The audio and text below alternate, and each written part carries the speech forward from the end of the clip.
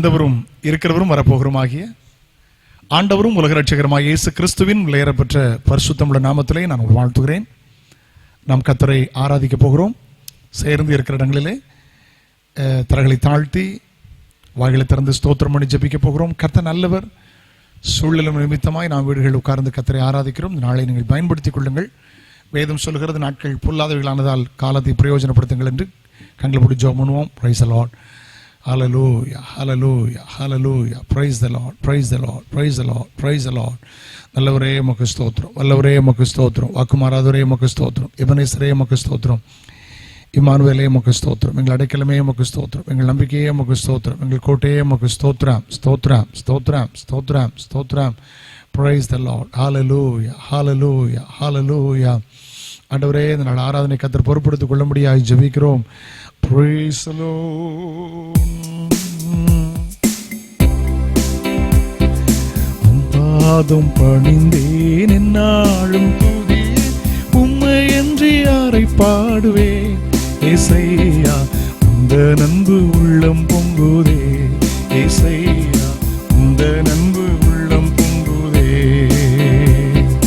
உம் பாதம் பணிந்தேன் என்னாலும் துதியே உம்மை என்று யாரை பாடுவே ஏசையா, இந்த நன்பு உள்ளம் பொங்குதே ஏசையா, இந்த நன்பு உள்ளம் பொங்குதே. பரிசுத்தமே பரவசமே பரனே சருளே வரும் பொருளே, பரிசுத்தமே பரவசமே பரனே சருளே வரும் பொருளே. தேடினதா கண்டடைந்தே பாடிடும் பாடல்கள் ஈந்தளித்தே, தேடினதா கண்டடைந்தே பாடிட பாடல்கள் ஈந்தளித்தே. பாதம் பணிந்தே என்னாலும் துதியே உம்மை என்று யாரை பாடுவே ஏசையா, உந்த நன்பு உள்ளம் பொங்குதே ஏசையா, உந்த நன்பு உள்ளம் பொங்குதே. ஜெபம் பண்ணுவோம். வானத்திற்கும் பூமிக்கும் சர்வதிகாரம் உள்ள எங்கள் மகா பரிசுத்தமுள்ள பிதாவே, பரிசுத்த பிள்ளையாக இயேசு கிறிஸ்துவின் நாமத்தில் நாங்கள் உம்முடைய சமூகத்தில் வருகிறோம். இந்த நாளிலும் பாடி துதித்து ஆராதிக்க நீர் எங்கள் வாழ்க்கையில் கிருபையாய் தானமாய் தந்த நல்ல நாட்களுக்காக நாங்கள் உமக்கு நன்றி செலுத்தி ஜெபிக்கிறோம். ஆண்டவரே, ஸ்தோத்திர ஜபத்திலும் ஆரம்ப ஜபத்திலும் உடைய பிரசன்னம் இருந்ததுக்காக நன்றி. பாடல் பகுதியில் அங்கீகரித்து ஆசீர்வதிப்பீராக. இன்றைக்கு பாடி ஆராதிக்கிற மகன் மேல் தெய்வ பிரசன்னம் வெளிப்படும்படி நாங்கள் ஜெபிக்கிறோம்.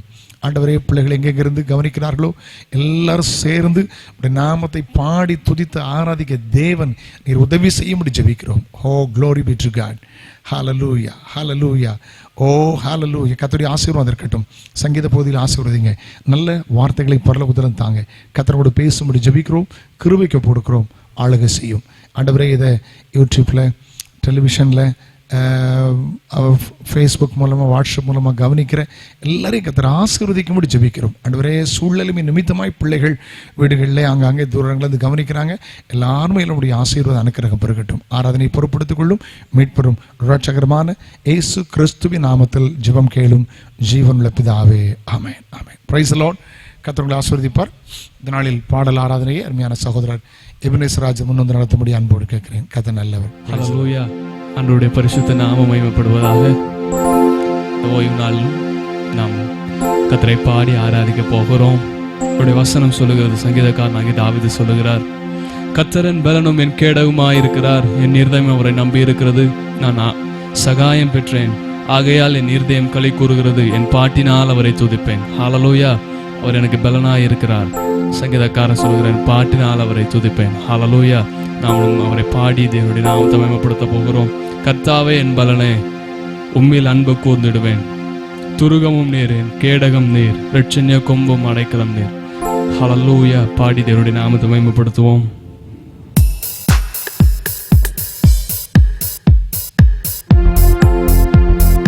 கர்த்தாவே என் பலனே, உம்மில் அன்பு கூர்ந்திடுவேன். கர்த்தாவே என் பலனே, உம்மில் அன்பு கூர்ந்திடுவேன். நீர், ரட்சண்ய கொம்பும் அடைக்கலம் நீர், துருகமும் நீர், கேடகம் நீர், ரட்சண்ய கொம்பும் அடைக்கலம் நீர். கர்த்தாவே என் பலனே, உம்மில் அன்பு கூர்ந்திடுவேன். கர்த்தாவே என் பலனே, உம்மில் அன்பு கூர்ந்திடுவேன். மரணத்தின் கட்டுகள் சூழ்ந்த போதும், துர்ச்சன பிரவாகம் புரண்ட போதும், மரணத்தின் கட்டுகள் சூழ்ந்த போதும், தூஷண பிரவாகம் புரண்ட போதும், நெருக்கத்தின் மத்தியில் குரல் எழுப்ப, நெருக்கத்தின் மத்தியில் குரல் எழுப்ப, உருக்கமாய் வந்து உதவி செய்தார், உருக்கமாய் வந்து உதவி செய்தார். கர்த்தாவே என் பலனே, நெஞ்சில் அன்பு கூர்ந்திடுவேன். கர்த்தாவே என் பலனே, உம்மில் அன்பு கூர்ந்திடுவேன்.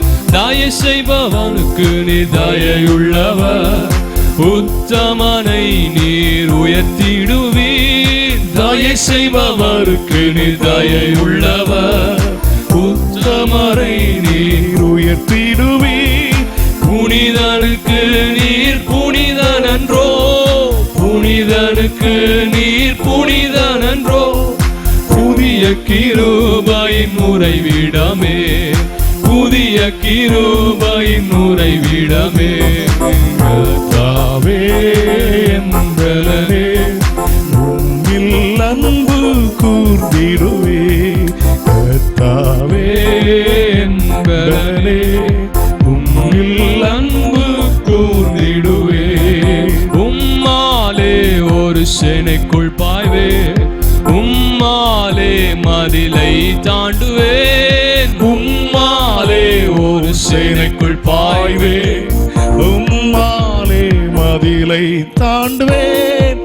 சத்துருவை நான் தொடர்ந்திடுவேன், சத்துருவை நான் தொடர்ந்திடுவேன். சதா காலமும் ஜெயம் எடுப்பேன், சதா காலமும் ஜெயம் எடுப்பேன். கர்த்தாவே என் பலனே, உம்மில் அன்பு கூர்ந்திடுவேன். கர்த்தாவே என் பலனே, உம்மில் அன்பு கூர்ந்திடுவேன். ரட்சண்ய கேடகம் எனக்கு தந்தே, உமது கரம் என்னை உயர்த்தும். ரட்சண்ய கேடகம் எனக்கு தந்தீர், உமது கரம் என்னை உயர்த்தும். கர்த்தரையல்லால் தெய்வம் இல்லை, கர்த்தரையல்லால் தெய்வம் இல்லை. அவரே எந்தன் கண்மலையானார், அவரே எந்தன் கண்மலையானார். கர்த்தாவே என் பலனே, உம்மில் அன்பு கூர்ந்திடுவேன். கர்த்தாவே என் பலனே, உம்மில் அன்பு கூர்ந்திடுவேன். பலத்தினால் என்னை இடை கட்டி, மான்களின் கால்களை போலாக்கி. பலத்தினால் என்னை இடை கட்டி, மான்களின் கால்களை போலாக்கி. நீதியின் சால்வையை எனக்கு தந்து, நீதியின் சால்வையை எனக்கு தந்து, உயர் ஸ்தலத்தில் என்னை நிறுத்துகிறார், உயர் ஸ்தலத்தில் என்னை நிறுத்துகிறார். கர்த்தாவே என் பலனே, உம்மில் அன்பு கூர்ந்திடுவேன். கர்த்தாவே என் பலனே, உம்மில் அன்பு கூர்ந்திடுவேன். துருகமும் நீர், கேடகம் நீர், ரட்சண்ய கொம்பும் அடைக்கலம் நீர். துருகமும் நீர், கேடகம் நீர், ரட்சண்ய கொம்பும் அடைக்கலம் நீர். கர்த்தாவே என் பலனே, உம்மில் உம்மில் அன்பு கூர்ந்திடுவேன் கர்த்தாவே என் பலனே உம்மில் அன்பு கூர்ந்திடுவேன். ஹல்லேலூயா ஹல்லேலூயா. ஆமென். அவர் நம் பலனாய் இருக்கிறார். ஹல்லேலூயா. சங்கீதக்காரன் சொல்லுகிறார், கர்த்தரின் பலனும் என் கீதமானவர், அவர் எனக்கு ரட்சிப்புமானவர். ஹல்லேலூயா. இன்னொரு வசனம் இப்படியாக சொல்லு, என்னை பலத்தால் இடை கட்டி என் வழியை செவைப்படுத்துகிறவர் தேவனே.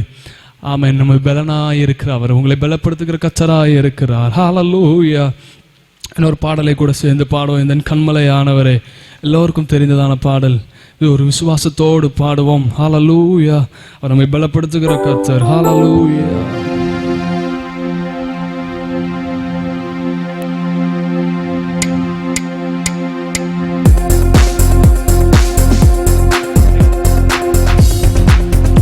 எந்த கண்மலையானவரே, என்னை காக்கும் தெய்வம் நீரே. எந்த கண்மலையானவரே, என்னை காக்கும் தெய்வம் நீரே. வல்லமை மாட்சிமை நிறைந்தவரே, மகிமைக்கு பாத்திரரே. வல்லமை மாட்சிமை நிறைந்தவரே, மகிமைக்கு பாத்திரரே. ஆராதனை உமக்கே, ஆராதனை உமக்கே, ஆராதனை உமக்கே, என்றும் ஆராதனை உமக்கே. அல்லேலூயா. ஆராதனை உமக்கே, ஆராதனை உமக்கே, ஆராதனை உமக்கே, என்றும் ஆராதனை உமக்கே. இந்த பலவீன நேரங்களில் உம் கிருபை தந்தீரையா. பலகீன நேரங்களில் உம் கிருபை தந்தீரையா. இயேசு ராஜா என் பலனானி, எதற்கும் பயமில்லையே. இயேசு ராஜா என் பலனானி, எதற்கும் பயமில்லையே. ஆராதனை உமக்கே, ஆராதனை உமக்கே, ஆராதனை உமக்கே, என்றும் ஆராதனை உமக்கே. அல்லேலூயா. ஆராதனை உமக்கே, ஆராதனை உமக்கே, ஆராதனை உமக்கே, என்றும் ஆராதனை உமக்கே. உந்தன் சிறகுகளின் நிழலில் என்றென்றும் மகிழ செய்தி. உந்தன் சிறகுகளின் நிழலில் என்றென்றும் மகிழ செய்தி. தூயவரே என் துணையாளரே, துதிக்கு பாத்திரரே. தூயவரே என் துணையாளரே, துதிக்கு பாத்திரரே. ஆராதனை உமக்கே, ஆராதனை உமக்கே, ஆராதனை உமக்கே, என்றும் ஆராதனை உமக்கே. அல்லேலூயா. ஆராதனை உமக்கே, ஆராதனை உமக்கே, ஆராதனை உமக்கே, என்றும் ஆராதனை உமக்கே. இந்த உயிருள்ள நாட்களெல்லாம் உம்மை புகழ்ந்து பாடிடுவேன். இந்த உயிருள்ள நாட்களெல்லாம் உம்மை புகழ்ந்து பாடிடுவே. ராஜா நீ செய்த நன்மைகளை எண்ணிய துதித்திடுவே. ராஜா நீ செய்த நன்மைகளை எண்ணிய துதித்திடுவே. ஆராதனை உமக்கே, ஹல்லேலூயா.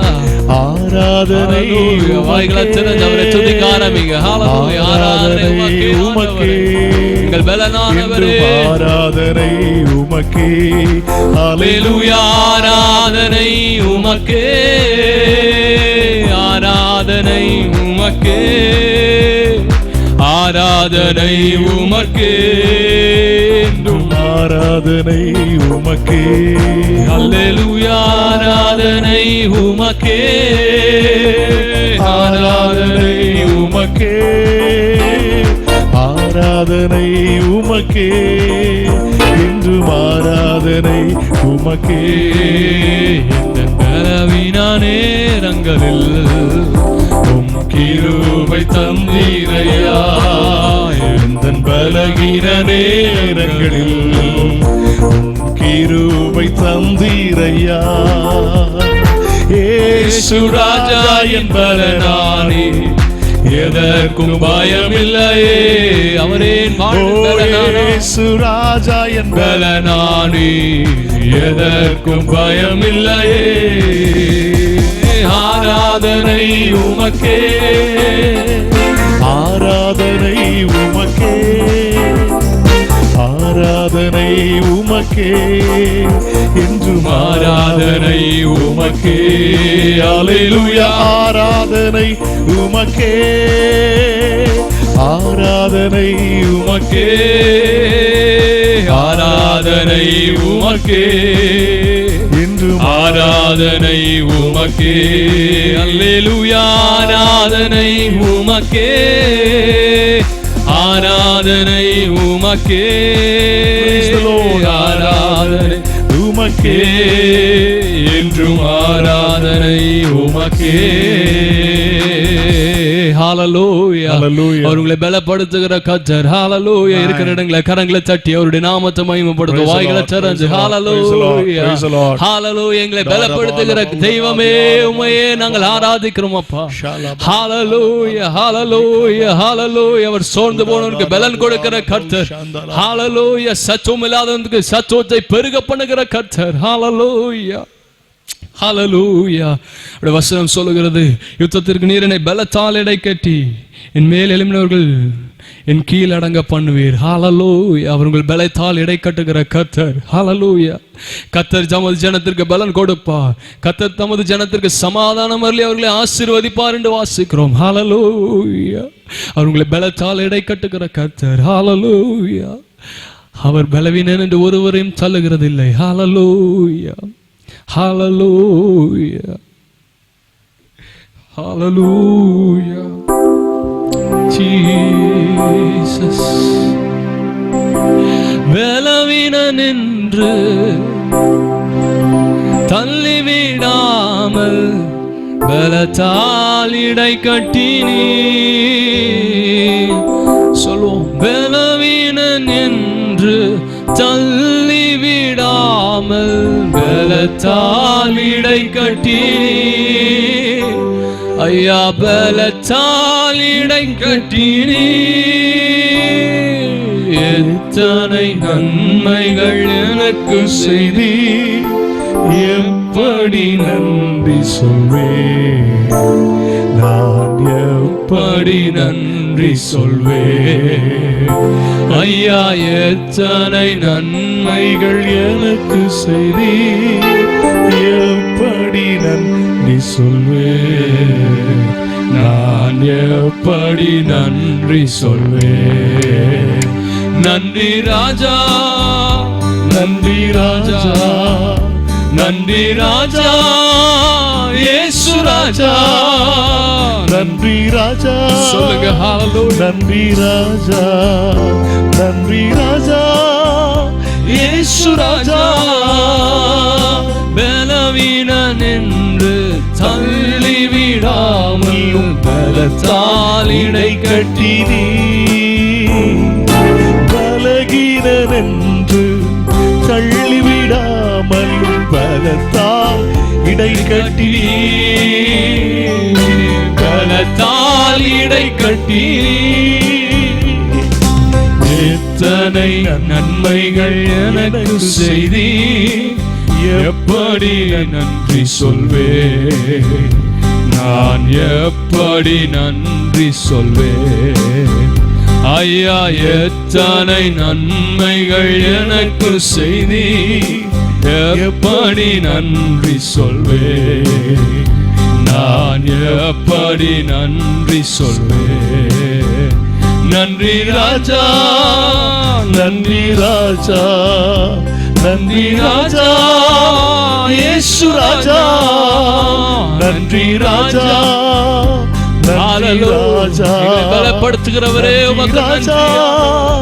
இயேசு ராஜா, நன்றி ராஜா, நன்றி ராஜா, நன்றி ராஜா, இயேசு ராஜா. ஹல்லேலூயா. அவரிடத்தில் வருகிற ஒருவரையும் அவர் புறம்பே தள்ளுகிறதில்லை. பலத்தால் இடை கட்டுகிற கர்த்தர். ஹல்லேலூயா, ஹல்லேலூயா. தேவன் நமக்கு அடைக்கலமும் பலனும் ஆபத்து காலத்தில் அனுகூலமான துணையுமாய் இருக்கிறார். அவர்களுக்கு பலனாய் இருக்கிறார். ஹல்லேலூயா. என்னை பலப்படுத்துகிற கர்த்தர், என்னை பலப்படுத்துகிற கிறிஸ்துவினாலே என்று வாசிக்கிறோம். பவுல் சொல்லுகிறார், என்னை பலப்படுத்துகிற கிறிஸ்துவினாலே எல்லாவற்றையும் செய்ய எனக்கு பலன் உண்டு. ஹல்லேலூயா. வசனம் சொல்லுகிறது, என் கிருபை உனக்கு போதும், பலவீனத்தில் என் பலன் பூரணமாய் விளங்கும் என்று வாசிக்கிறோம். ஹல்லேலூயா. பலவீன நேரத்திலே உங்களுக்கு பலனை தருகிற கர்த்தர். சத்துவம் இல்லாத நேரமாய் இருக்கிறீர்களா? ஹல்லேலூயா. பலனற்றவனை போல காணப்படுகிற உங்களை பலப்படுத்துகிற கிறிஸ்து ஒருவர் இருக்கிறார். ஹல்லேலூயா. அவர் பலவான். ஹல்லேலூயா. ஜீசஸ். பலனில்லா நேரத்தில் புது பலன் தந்து என்னை நீ நாங்கிடுமே. திடனில்லா நேரத்தில் திடபலன் தந்து என்னை நீ நடத்திடுமே. பலனில்லா நேரத்தில் புது பலன் தந்து என்னை நீ தாங்கிடுமே. திடனில்லா நேரத்தில் திடபலன் தந்து என்னை நீ நடத்திடுமே. பலன் தாருமே, பலன் தாருமே, பலத்தா என்னை நடத்திடுமே. பலன் தாருமே, பலன் தாருமே, பலத்தா என்னை நடத்திடுமே. ஹல்லேலூயா. சங்கீதக்காரன் தாவீது சொல்லுகிறார், நான் கூப்பிட்ட நாளிலே எனக்கு மறு உத்தரவு அருளினீர், என் ஆத்துமாவிலே பலன் தந்து என்னை தைரியப்படுத்தினீர் என்று வாசிக்கிறோம். ஹல்லேலூயா, ஹல்லேலூயா. தாவீதை பலனடை செய்ய கர்த்தர். ஹல்லேலூயா, ஹல்லேலூயா, ஹல்லேலூயா. இப்படிதான் எலியா சோர்ந்து போய் இருக்கிறார். ஹல்லேலூயா. அநேக அற்புதங்களை செய்தவர். ஹல்லேலூயா. பெரிய தீர்க்கதரிசி. ஒரு சின்ன காரியத்தை கேட்டு மனமுடைந்து போய் சோர்ந்து போய் இருக்கிறார். ஆத்மாவில பலனற்று போய் இருக்கிறார். சூரிய செடியின் கீழே படுத்து கொண்டார். ஹல்லேலூயா. தேவதூதன் அப்பமும் தண்ணீரும் கொடுத்து அவனை பலப்படுத்தினார். ஹல்லேலூயா. அதே போல சோர்ந்து போன நிலைமையில் இருக்கலாம். உங்களை பலப்படுத்துவதற்கு அவர் உண்மை உள்ளவராக பலன் தாருமே என்று கேளுங்க. ஹல்லேலூயா. எலியாவை போ வனாந்திரத்து கலைத்து போய் நிற்கின்றேனே, மன்னாவை தந்து மறுபடி நடக்க செய்யும். சொல்லும் எலியாவை போ வனாந்திரத்து கலைத்து போய் நிற்கின்றேனே, மன்னாவை தந்து மறுபடி நடக்க செய்யும். பலன் தாருமே, பலன் தாருமே, பலத்தா நடத்திடுமே. பலன் தாருமே, தாருமே உம்பலத்தா என்னை நடத்திடுமே. அவர்களுக்கு பலன் தந்து சத்துவத்தை பெருக பண்ணுகிற கர்த்தராய் இருக்கிறார். ஹல்லேலூயா. கர்த்தருக்கு காத்திருக்கிறவர்கள் புது பலன் அடைந்து கழுகுகளை போல சட்டைகள் அடித்து எழும்புவார்கள் என்று வேதத்தில் வாசிக்கிறோம். ஹல்லேலூயா, ஹல்லேலூயா, ஹல்லேலூயா. அவர்களுக்கு காத்திருங்க, அவர் உங்களை பலப்படுத்துவார். ஹல்லேலூயா. ஜீசஸ். பலவீன நேரம் கிருபை எனக்கு போதும், பலவீனத்தில் பலன் தருவேன் என்றீர். பலவீன நேரம் என் கிருபை உனக்கு போதும், பலவீனத்தில் என் பலன் தருவேன் என்றீர். நிழல் போல என் வாழ்வில் வருபவரே, விலகாமல் துணை நின்று காப்பவரே. நிழல் போல என் வாழ்வில் வருபவரே, விலகாமல் துணை நின்று காப்பவரே. நீர் போதும் என் வாழ்விலே, என் இயேசையா நீர் போதும் என் வாழ்விலே. சொல்லுவோம், நீர் போதும் என்னை பலப்படுத்துகிற தெய்வமே நீர் மாத்திரம் போதும். இயேசையா நீர் போதும் என் வாழ்விலே. தாய் போல தேற்றி, தந்தை போல ஆற்றி, தோள் மீது சுமந்திடும் என் இயேசையா. தாய் போல தேற்றி, ஒரு தந்தை போல ஆற்றி, தோள் மீது சுமந்திடும் என் இயேசையா. உம்மை போல புரிந்து கொள்ள யாரும் இல்லையே, உம்மை போல அரவணைக்க யாரும் இல்லையே, உம்மை போல புரிந்து கொள்ள யாரும் இல்லையே, உம்மை போல அரவணைக்க யாரும் இல்லையே. நீர் போதும் என் வாழ்விலே, என் இயேசையா நீர் போதும் என் வாழ்விலே. ஆண்டவரே நீர் மாத்திரம் போதும் அப்பா. ஹல்லேலூயா. நீங்களே பேர்பட்ட பலவீன சூழ்நிலையில இருக்கிறார், அவர்களை பலப்படுத்துகிறதுக்கு உண்மை உள்ளவராக இருக்கிறார். அவங்களை வாக்குத்தத்தம் பண்ணி இருக்கிறார். என் கிருபை உனக்கு போதும், பலவீனத்திலே என் பலன் பூரணமாய் விளங்கும் என்று வாக்குத்தத்தம் பண்ணி இருக்கிறார். ஹல்லேலூயா. அவர் வாக்குத்தத்தம் பண்ணினவர் உண்மை உள்ளவர், அதை நிறைவேற்றி முடிக்கிறவர். ஹல்லேலூயா.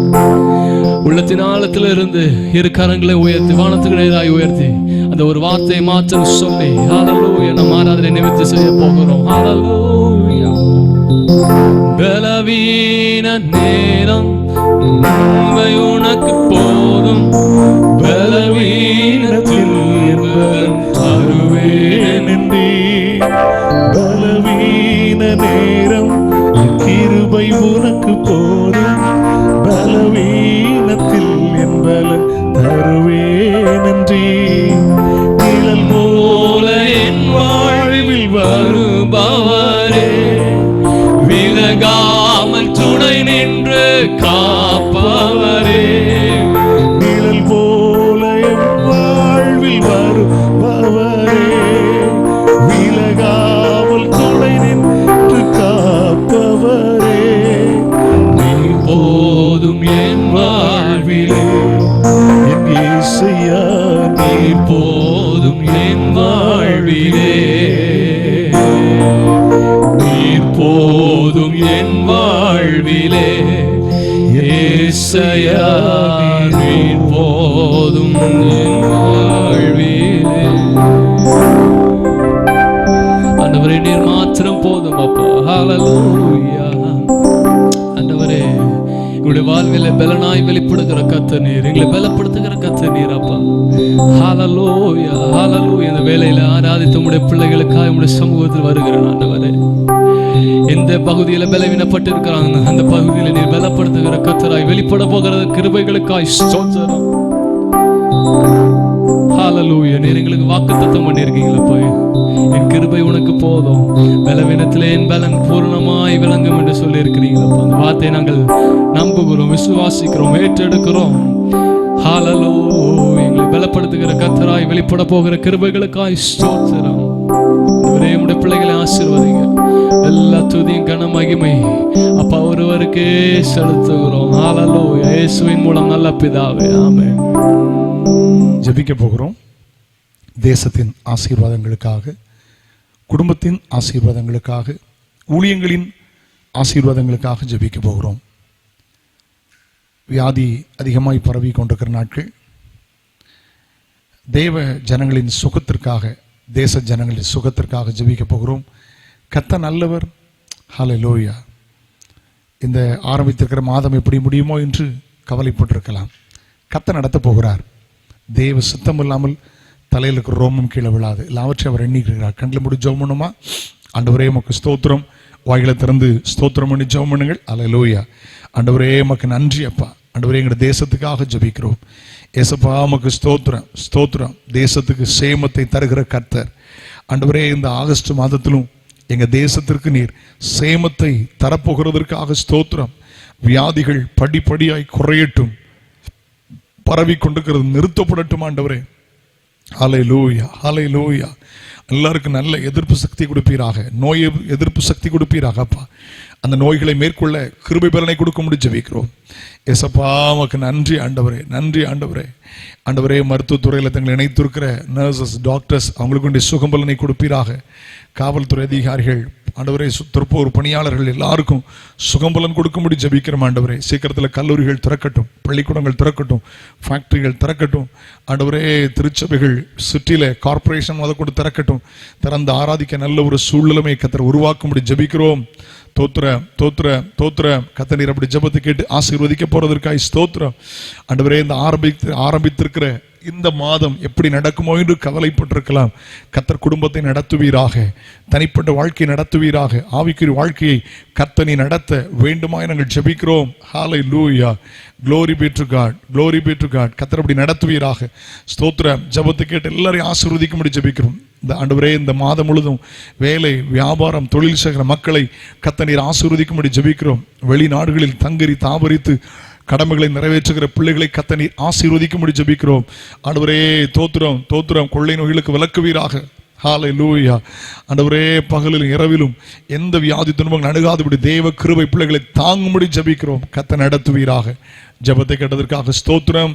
கர்த்தர் சித்தமானால் ஆண்டவரே இந்த வாரத்தினுடைய கடைசி வாரம் அல்லது கடைசி நாள் சனிக்கிழமை, முதல் சனிக்கிழமையிலிருந்து சர்வீஸ் ஆரம்பிச்சுக்கலாம் நினைச்சிருக்கிறோம். கர்த்தர் அப்படி ஆசீர்வதிப்பீராக. ஒரு சின்ன தளர்வை தேசத்தில் கொடுத்திருக்கிறீர். அநேக அடைத்து போட்டிருக்கிற சிறிய சபைகள் திறந்து ஆராதிக்க நல்ல ஒரு சூழ்நிலைமை கர்த்தர் உருவாக்கும்படி ஜெபிக்கிறோம்ப்பா. ஹல்லேலூயா. கர்த்தாவே உமக்கு ஸ்தோத்திரம். ஹல்லேலூயா. கிருபை உள்ள கரத்தில் ஒப்பு கொடுக்கிறோம் ஆண்டவரே. தொடர்ந்து பரிசுத்த ஆவியினுடைய ஆளுகை இருக்கட்டும். கிருபைக்கு கொடுக்கிறோம் இயேசுவின் நாமத்தில் ஜெபங்கள் பிதாவே, ஆமென், ஆமென். இருக்கிற இடத்துல கரங்களை உயர்த்தி கம்பீரமாய் வந்தவரும் இருக்கிறவரும் வரப்போகிறோமாகிய சர்வ வல்லமை உள்ள சேனைகளின் தேவனாகிய கர்த்தர் பரிசுத்தர், பரிசுத்தர், பரிசுத்தர். வந்தவரும் இருக்கிறவரும் வரப்போகிறோமாகிய சர்வ வல்லமை உள்ள சேனைகளின் தேவனாகிய கர்த்தர் பரிசுத்தர், பரிசுத்தர், பரிசுத்தர். வந்தவரும் இருக்கிறவரும் வரப்போகிறோமாகிய சர்வ வல்லமை உள்ள சேனைகளின் தேவனாகிய கர்த்தர் பரிசுத்தர், பரிசுத்தர், பரிசுத்தர். ஹல்லேலூயா, ஆமென். வாசிக்கும்படி தெரிந்து கொண்ட சங்கீத பகுதி சங்கீதம் 23. கையில பைபிள் எடுத்துக்கிடுங்க.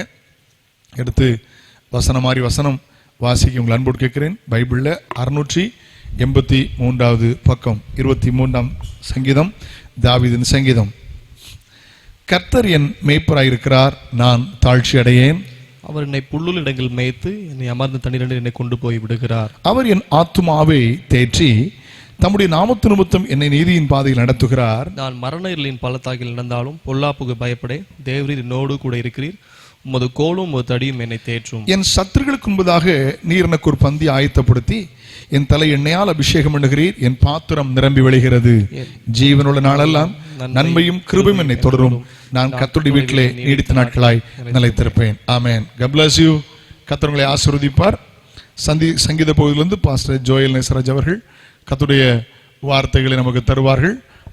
எதிர்பார்ப்போடு காத்திருக்கலாம்.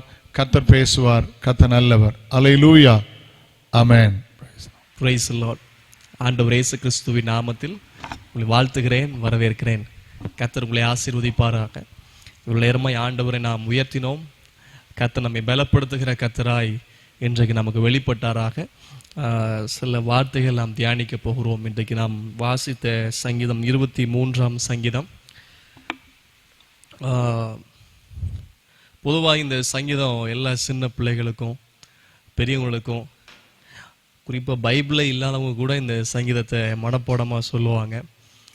அவ்வளோ ஆவிக்குரிய அர்த்தங்கள் நிறைந்த சங்கீதம். 6 வசனங்கள் இருக்கிறது. மிக முத்தான சங்கீதமாக இந்த சங்கீதம் கருதப்படுகிறது. இந்த சங்கீதம் தாவீது எழுதினார். அந்த சங்கீத தலைப்பிலே பார்க்கும்போது தாவீதின் சங்கீதம். இந்த சங்கீதம் மேய்ப்பனின் சங்கீதம் என்று சொல்லி அழைக்கப்படும். This psalm is called as a shepherd psalm. சில சங்கீதங்கள் அப்படிதான் அழைக்கப்படுகிறது. சங்கீதம் 22, 23, 24 இந்த 3 சங்கீதங்களும் shepherd psalms, மேய்ப்பனின் சங்கீதங்கள் என்று அழைக்கப்படுகிறது. இந்த 3 ஆண்டவர் இயேசு கிறிஸ்துவை குறித்து தீர்க்க தரிசனமாக எழுதப்பட்டது. These 3 psalms talking about Jesus Christ. These 3 psalms are called as Messianic psalm. இந்த 3 சங்கீதம் மேசியாவின் சங்கீதம் என்று சொல்லி கூட அழைக்கப்படும். 22ஆம் சங்கீதத்தில் இயேசு கிறிஸ்து அவர் நல்ல மெய்ப்பனாய், குட் ஷெப்பர்டாய் வெளிப்படுகிறார். இயேசு கிறிஸ்துடைய பாடு மரணங்கள், அவருடைய சிலுவை காயங்கள் எல்லாம் 22ஆம் சங்கீதத்தில் பார்க்க முடியும். 23ஆம் சங்கீதத்தில் he reveals himself as great shepherd. அவர் வலிய இடையனான், அவர் பெரிய மெய்ப்பன் என்பதை பார்க்கிறோம். எபிரேயர்ல கூட இருக்கிறது. எபிரேயர் 13ஆம் அதிகாரம் 20-21 பெரிய மெய்ப்பன் என்று சொல்லி இருக்கிறது. 24ஆம் சங்கீதத்தில் பார்க்கும்போது விசேஷமான வசனங்கள் இருக்கும். யார் அந்த மகிமையின் ராஜா, வாசல்கள் தலைகளை உயர்த்துங்க, அநாதி கதவுகளை உயர்த்துங்கள், மகிமையின் ராஜா உட்பிரவேசிப்பார். இந்த வசனம்லாம் குறித்து பார்க்கும்போது இதுல என்ன வார்த்தை எடுக்கிறாங்க அப்படின்னா, சீப் ஷெப்பர்ட், பிரதான மெய்ப்பன். பிரதான மெய்ப்பன் 1 பேதுரு 5ஆம் அதிகாரம் 4ஆம் வசனத்தில் பிரதான மெய்ப்பரை குறித்து எழுதப்பட்டிருக்கிறது. அப்போ நம்முடைய ஆண்டவர் இயேசு கிறிஸ்து மெய்ப்பர் எப்படியெல்லாம் வெளிப்படுகிறார்? நல்ல மெய்ப்பராய், பெரிய மெய்ப்பராய், பிரதான மெய்ப்பராய். இந்த 3 சங்கீதத்திலிருந்து வித்தியாசமாக கற்றுக்கொள்ளலாம். 22ஆம் சங்கீதம் கடந்த காலம், past tense of Jesus Christ, what he has done, அவர் என்ன செய்தார் என்பதை 22ஆம் சங்கீதம். 23ஆம் சங்கீதம் present life, what he is doing, present tenseல குறிக்கிறது நிகழ்காலம். 24ஆம் சங்கீதம் வருங்காலம், மகிமையின் ராஜா உட்பிரவேசிப்பார், மகிமையின் ராஜாவாக இயேசு கிறிஸ்து இந்த பூமியில் வரப்போகிறார், பிரதான மெய்ப்பன் வெளிப்பட போகிறார் என்பதை இது வெளிப்படுத்துகிறது. 22ஆம் சங்கீதம் டாக்கிங் அபவுட் கிராஸ், அதிலிருந்து ஒரு செய்தி கற்றுக்கொள்கிறோம் சிலுவை குறித்து. 23ஆம் சங்கீதத்திலிருந்து குரூக், இடையன் கையில் இருக்கிற ஒரு துறடு, கையில் இருக்கிற கோலை குறித்து நாம் இங்கே கற்றுக்கொள்கிறோம். 24ஆம் சங்கீதத்தில் கிரவுன், ஆண்டவர் மெய்ப்பனாய், பிரதான மெய்ப்பனாய் வரும்போது அவர் கிரீடத்தை சூட்டி வருவார், ஜனங்களுக்கும் கிரீடத்தை கொண்டு வருவார் என்பதையும் அந்த வருகையின் காலத்தை தியானிக்கும் போது நாம் கற்றுக்கொள்ள முடியும். ஆமென். 22ஆம் சங்கீதத்தில் சஃபர், அவருடைய பாடுகளை குறித்து, வேதனை குறித்து பார்க்கிறோம். 23ஆம் சங்கீதம் சாட்டிஸ்ஃபைசர், திருப்தி ஆக்குகிறவர், எப்படி ஆடுகளை மேய்ப்பர் திருப்தி ஆக்குகிறார் என்பதை பார்க்கிறோம். 24ஆம் சங்கீதம் சோவரின் கால், அவர் சகல ஆளுகையின் தேவன், மகிமையின் ராஜா, பூமி அது நிறைவு உலகம் குடிகள் எல்லாம் கர்த்தருடையது, ஆளுகையின் தேவன் என்பதை பார்க்கிறோம். இப்படி பல காரியங்கள் நாம் அதிகமாய் தியானிக்க முடியும். ஆனால் இன்றைக்கு எதை நாம் தியானிக்க போகிறோம் என்றால் 23ஆம் சங்கீதத்தின் 6வது வசனத்தை கவனிப்போம். என் ஜீவனுள்ள நாளெல்லாம் நன்மையும் கிருபையும் என்னை தொடரும், நான் கர்த்தருடைய வீட்டிலே நீடித்த நாட்களாய் நிலைத்திருப்பேன். இதுல 2 விதமான வாழ்நாட்களை இங்கே பேசப்பட்டிருக்கிறது. 2 இடத்தில் உள்ள வாழ்நாட்கள். வாழ்க்கை என்பது என்ன? பிறப்புக்கும் இறப்புக்கும் நடுவில் உள்ள நேரம்தான் வாழ்க்கை. என் ஜீவனுள்ள நாளெல்லாம் அதுல ஒரு பகுதி. 2வது அந்த வசனம் முடியும் போது நீடித்த நாட்களாய், என் ஜீவனுள்ள நாளெல்லாம் நீடித்த நாட்களாய். 2 விதமான வாழ்க்கை இங்கே போடப்பட்டிருக்கிறது. ஒன்று பூமிக்குரிய வாழ்க்கை, இன்னொன்று மேலான பரலோகத்துக்குரிய வாழ்க்கை. தாம் கர்த்தருடைய வீட்டிலே நீடித்த நாட்களாய் நிலைத்திருப்பேன். நீடித்த நாட்களாய் நிலைத்திருக்கக்கூடிய ஸ்தலம் இந்த பூமி அல்ல என்பதை இந்த சங்கீதக்காரன் தெளிவாய் இந்த வசனத்தில் வெளிப்படுத்தி காண்பிக்கிறார். என் ஜீவனுள்ள நாளெல்லாம் அப்படி என்றால் எனக்கு ஜீவன் இங்கிருந்து போயிரோன்னு அர்த்தம். அந்த வசனத்துல வாசிக்கும் போது அதான் கற்றுக் கொடுக்கிறோம். என் ஜீவனுள்ள நாளெல்லாம் அப்படின்னா எனக்கு ஜீவன் போகிற ஒரு நாளும் இருக்கிறது. ஜீவனுள்ள நாளெல்லாம், ஜீவன் இருக்கிற நாள் வரைக்கும் இந்த பூமியில் தேவனுடைய நன்மையும் கிருபையும் என்னை தொடரும். என் ஜீவன் எங்கே விட்டு பிரியுமானால் நான் நீடித்த நாட்களாய் நிலைத்திருக்கக்கூடிய ஒரு வீடு எனக்காக இருக்கிறது. அந்த வீட்டில் நீடித்த நாட்களாய் ஐ வில் ஸ்டே தேர். நான் அங்கே தங்கி இருப்பேன் நீடித்த நாட்களாய், ஃபார் எவர், நான் என்றென்றைக்கும். அதான் நித்திய ஜீவன் என்று சொல்லி பார்க்கிறோம். ஆண்டவர் இயேசு கிறிஸ்து இந்த பூமிக்கு வந்த நோக்கம் நித்திய ஜீவன் கொடுக்கும்படிக்கு வந்தார். ஜீவன் கொடுக்கும்படிக்கும் அந்த ஜீவன் பரிபூர்ணம் அடைக்கும் வந்தார். அந்த 2 ஜீவனை தான் இந்த வசனத்துல பார்க்கிறோம். ஒரு ஜீவன், அவர் இந்த பூமியில் வந்து நமக்கு ரட்சிப்பை கொடுக்கிற கர்த்தராய் இருக்கிறார். அது மாத்திரமல்ல, வாழ்நாளை கொடுக்கிறவர். இந்த பூமிக்குரிய வாழ்க்கையில் ஜீவன் கொடுத்து அந்த ஜீவன் பரிபூர்ணம் அடையும். அதுதான் நித்திய ஜீவன், பரலோக ராஜ்யம். நித்திய ஜீவன் அளிப்பன் என்பதை அவர் நமக்கு தந்த வாக்கு தத்தம். அப்போ ஆகவே நாம் சிந்திக்க வேண்டிய நேரங்களில் நாம் வந்திருக்கிறோம்.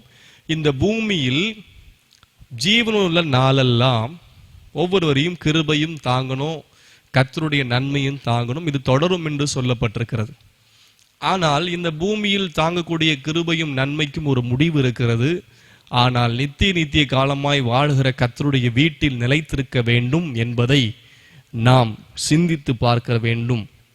இந்த சங்கீதக்காரன் ஏன் இதெல்லாம் சொல்றார்? இதுல இருந்து அநேகமான ஆவிக்குரிய அர்த்தங்களை பார்க்க முடியும். அப்போ இந்த கர்த்தருடைய வீட்டிலே நீடித்த நாட்களாய் நிலைத்திருக்க வேண்டும். நம்ம எவ்வளவு ஆசைப்பட்டாலும், என்ன சாப்பிட்டாலும், எவ்வளவு நல்ல காரியம் பண்ணாலும் இந்த பூமியில நீடித்த நாட்கள் நிலைத்திருக்கவே முடியாது. அது உண்மைதான், வேதத்தின்படி உண்மைதான், சயின்ஸின் படி உண்மைதான். எந்த விதத்தில் பார்த்தாலும் நீடித்த நாட்களாய் ஒரு நபராலும் இந்த பூமியில் வாழ்ந்த சரித்திரம் இல்லை, இனி வாழப்போகிற சரித்திரமும் இல்லை. அப்ப நித்திய காலமாய் வாழ்கிற 2 ஸ்தலம் இருக்கிறது. ஒன்று பரலோகம், ஒன்று நரகம். நித்தியமாய் அவரோடு கூட மகிமையில் இருக்க வேண்டும் ஸ்தலம் பரலோக ராஜ்யம். ஆண்டுடைய நாமத்து மகிமை உண்டாகட்டும்.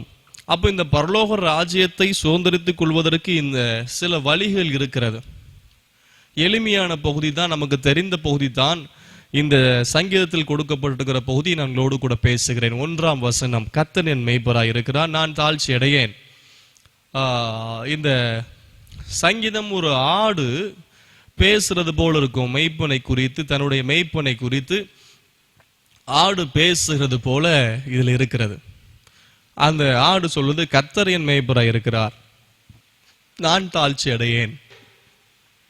அப்படி என்றால் முதலாவது, the Lord must be our savior and shepherd. ஆண்டவர் நமக்கு மேய்ப்பராக இருக்க வேண்டும். அதுல என்ன கற்றுக்கொள்கிறோம்? the Lord is my shepherd. ஏற்கனவே சொன்னேன், அவர் நல்ல மேய்ப்பர், பெரிய மேய்ப்பர், பிரதான மேய்ப்பர். ஆண்டவர் இயேசு கிறிஸ்து தான் மேய்ப்பர். மேய்ப்பர் என்று சொன்னால் one who leads, one who guide, one who God, அவர் பாதுகாக்கிற, one who provide and one who protect and one who give peace. அவர் நமக்கு சமாதானம் கொடுக்கிறவராய் இருப்பார், வழிகாட்டுகிறவராய் இருப்பார். அந்த வழிகாட்டியை குறித்து நாம் பார்க்கிறோம். நானே வழியும் சத்தியமும் ஜீவனும் என்று சொன்னவர். அந்த பரலோக ராஜ்யத்திற்கு வழி ஆண்டவர் இயேசு கிறிஸ்து. கர்த்தரை எப்படி ஏற்றுக்கொண்டாராம்? மெய்ப்பராய் ஏற்றுக்கொண்டார். நமக்கு ஒரு வாய்ப்பு கொடுக்கப்படுகிறது. நித்திய காலமாய் கர்த்தருடைய ராஜ்யத்தில் போய் நிற்பதற்கு முதலாவதாக நாம் ஆண்டவர் இயேசு கிறிஸ்துவை மெய்ப்பராக ஏற்றுக்கொள்ள வேண்டிய அவசியத்தில் நாம் இருக்கிறோம். இரண்டாவதாக 2ஆம் வசனம், அவர் என்னை புல்லுள்ள இடங்களில் மேய்த்து அமர்ந்த தண்ணீரில் என்னை கொண்டு போய் விடுகிறார். இதிலிருந்து என்ன பகுதியை கற்றுக்கொள்கிறோம் என்றால், அவர் என்னை புல்லுள்ள இடங்களில் மேய்த்து, முதலாவது மெய்ப்பராய் ஏற்றுக்கொள்வது மட்டுமல்ல, இரண்டாவதாக புல்லுள்ள இடங்களில் மேய பழக வேண்டும். ஒரு ஆடு ஆண்டவர் இயேசு கிறிஸ்துவை மெய்ப்பராய் ஏற்றுக்கொள்ள வேண்டும். மெய்ப்பர் இல்லாத ஆடு அது எங்கேயாவது சிதறடிக்கப்பட்டு விடும். பல நேரங்களில் பாருங்க, பல ஆடுகள் அங்கேயும் திரியும். திருடர்கள் தூக்கிட்டு போக வாய்ப்பு இருக்கிறது. இல்லை என்றால் வெளியே ரோட்ல போகும்போது சாலையிலோ அதுலேயோ அது சரியான மெய்ப்பன் இல்லாத ஆடுகள் சிதறித்த அறியாமல் அடிபடுகிற நிலைமை நாம் அநேக இடங்களில் பார்க்கிறோம். ஆவிக்குரிய ரீதியாய் நாம் எடுத்துக்கொண்டால் நமக்கு சரியான ஒரு நடத்துகிறவர், ஆலோசனை கர்த்தர், நமக்கு பாதுகாக்கிறவர், முன் செல்கிற கர்த்தர் ஒருவர் இல்லை என்றால் நம்முடைய வாழ்க்கை எவ்வளவு பரிதாகமாக இருக்கும் என்பதை யோசித்து பார்க்க வேண்டும். இரண்டாவதாக அவன் புல்லுள்ள இடங்களில் என்னை மேய்க்கிறார். இரண்டாவது ஆண்டவர் எங்க மேய்க்கிறார்னா, புல் அது வசனத்துக்கு ஒப்புணையாய் போடப்பட்டிருக்கிறது. புல் வசனம் எங்க மேய்க்கிறாராம்? ஆடு. அடுத்ததாக வசனத்துல மனுஷன் அப்பத்தினால் மாத்திரமல்ல, கர்த்தருடைய வாயிலிருந்து புறப்படுகிற ஒவ்வொரு வார்த்தையினாலும் பிழைப்பான். ஆகவே ரெண்டாவது ஸ்டெப் என்ன தெரியுமா?